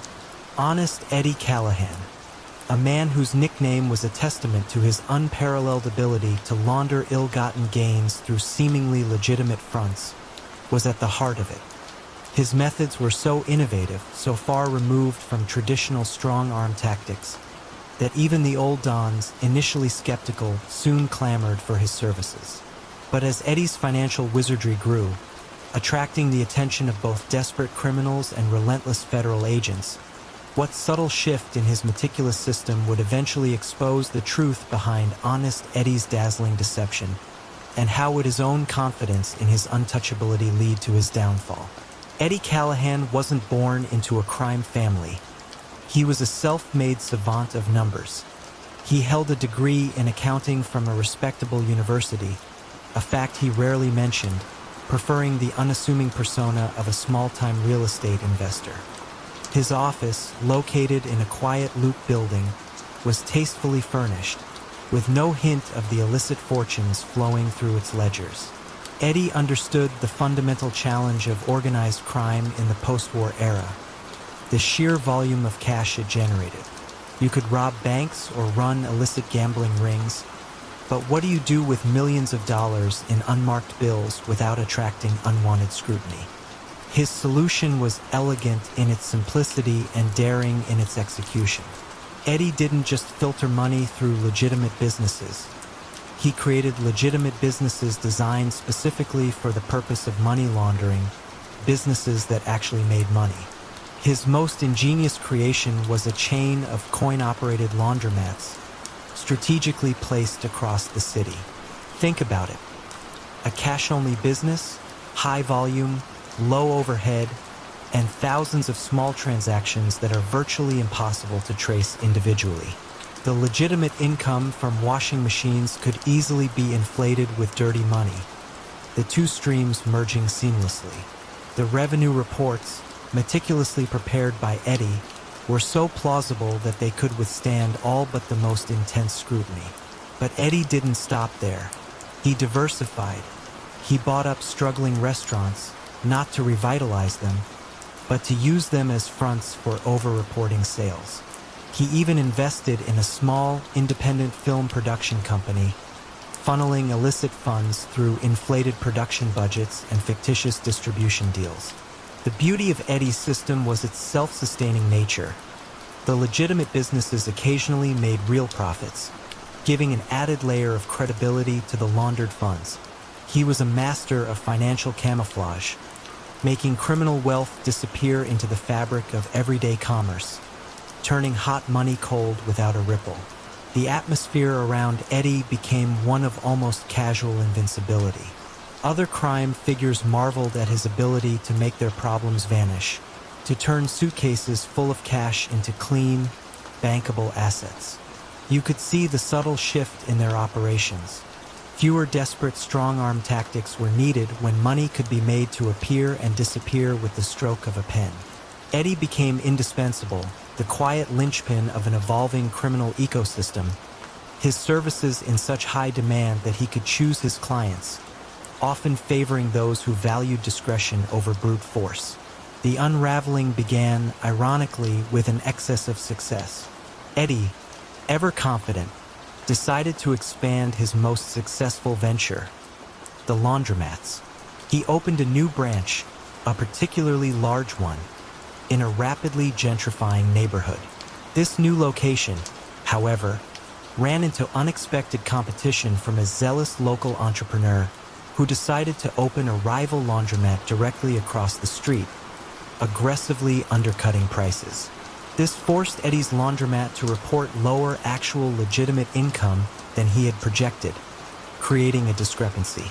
While small on its own, this inconsistency was precisely the kind of anomaly that caught the attention of a persistent, if slightly obsessive, IRS agent named Margaret Maggie Chin. Maggie had been quietly building a profile on Eddie for months, not for anything specific, but for the sheer volume of cash flowing through his diverse portfolio of businesses compared to their modest operational footprints. She knew something was off, but she couldn't pinpoint it. The discrepancy in the laundromat's reported income, however, was a tiny, almost invisible thread she could pull. It led her to compare the actual water and electricity consumption of Eddie's laundromats to their reported income. The numbers didn't add up. There were more dollars coming in than could be reasonably explained by the energy consumed for running washing machines. The discrepancy was minute, almost negligible in the grand scheme of Eddie's operations, but it was the crack in his impenetrable facade. It allowed Maggie to obtain a warrant to audit his books more deeply, to follow the money not just through his laundromats, but through his restaurants, his film company, and then through a dizzying array of shell corporations. The brilliance of his system, its complexity, became its undoing. The sheer volume of legitimate-looking transactions, meant to confuse, ultimately provided too many threads for a determined investigator to pull. Eddie Callahan, who had built an empire on making money disappear, suddenly found that his own meticulous records, designed to prove his honesty, were instead providing irrefutable evidence of his decades-long, dazzlingly intricate deception. As the final arrest was made, many couldn't help but reflect. How often does the very ingenuity designed to evade detection ultimately become the clearest path to discovery? The old shipping docks of Marseille, even in the bustling mid-1980s, held a certain weary grandeur, their metal cranes silhouetted against the Mediterranean sky like skeletal giants. It was here, amidst the clatter of cargo and the salty tang of the sea, that Henri Dubois, known ironically as the seamstress, stitched together his illicit empire. His craft wasn't in fabrics, however, but in people's deepest, most guarded secrets. When a series of powerful, seemingly untouchable figures across France suddenly found their lives unraveling, their reputations shredded by anonymous leaks, many whispered of a ghost in the shadows. But who was truly pulling the threads, meticulously weaving blackmail into an unbreakable web of control, and what hidden flaw in Henry's intricate design would ultimately cause his carefully constructed tapestry to unravel? Henri Dubois was an unassuming figure. He owned a small, legitimate import-export business on the docks, dealing in textiles and spices. His hands, though, were far more adept at handling delicate pieces of information than bales of cotton. He wasn't a man who relied on brute force or overt threats. Instead, Henri specialized in listening, observing, and meticulously cataloging the indiscretions of the powerful and influential. His network wasn't composed of armed enforcers but of discreet informants. Disgruntled secretaries, disillusioned mistresses, corrupt hotel staff, and even a few weary journalists. These individuals, often paid meager sums for seemingly trivial gossip, were unknowingly feeding the loom of Henry's intricate blackmail scheme. His rise began with quiet precision. A city councilman caught in a minor financial impropriety would suddenly find a well-dressed man, Henri himself, sitting opposite him in a quiet cafe, calmly presenting an undeniable dossier. The demand was never money directly, but rather a favor.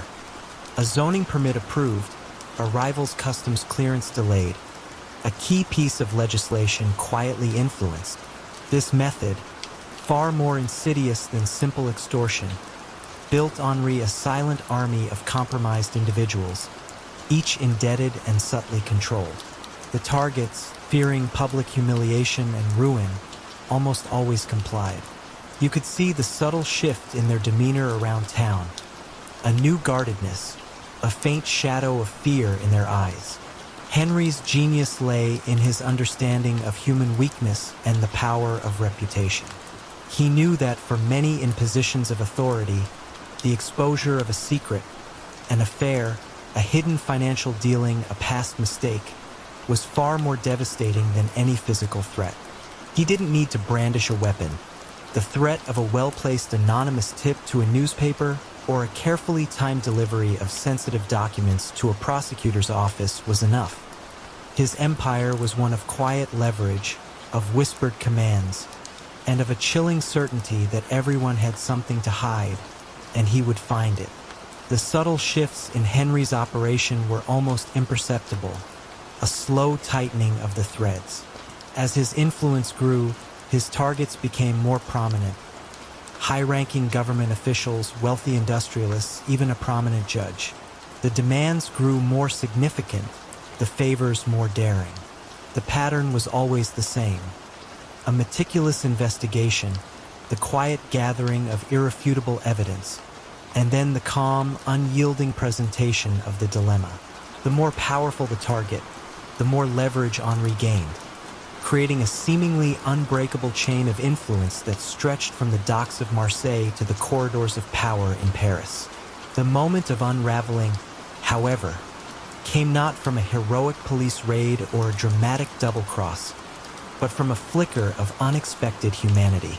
One of Henry's informants, a young, desperate woman named Sylvie who worked as a housekeeper for a prominent banker, provided a crucial piece of information about her employer's illicit offshore accounts. Henri used it, as he always did, to bend the banker to his will. But Sylvie, burdened by guilt and despair, and fearing for her own safety, made a desperate call to a local journalist. Not about the banker, but about the seamstress himself. She spoke vaguely of a man who knows too much, a man who weaves secrets. The journalist, intrigued by the cryptic tip, dismissed it as paranoia at first. But when a seemingly unrelated incident, a minor dockworker dispute, was unexpectedly smoothed over by a high-ranking official known for his rigid stance, the journalist's antennae went up. He began to connect seemingly disparate events, noticing a common thread: the unexpected compliance of powerful figures. He couldn't prove anything, but the pattern was undeniable. He didn't expose Henry's network directly. Instead, he wrote a series of highly speculative, thinly veiled articles about shadow figures manipulating power from behind the scenes. These articles, though lacking specific names, created an atmosphere of paranoia among Henry's compromised contacts. One by one, fearing exposure from both the journalist and Henri, they began to quietly, carefully offer their own, carefully leaked tidbits to the authorities, not about their own indiscretions, but about the shadowy figure who held them captive. A whispered name here, a vague location there, until slowly, painstakingly, the threads began to lead back to the quiet import-export business on the Marseille docks. The police, finally having enough fragmented pieces, raided Henry's office, not finding guns or drugs, but a meticulously organized archive of secrets, the very core of his power. As the officers sifted through the countless folders, each labeled with a prominent name and a cryptic code, one couldn't help but wonder: how many lives had been silently dictated, how many fates secretly manipulated by the chilling efficiency of the seamstress?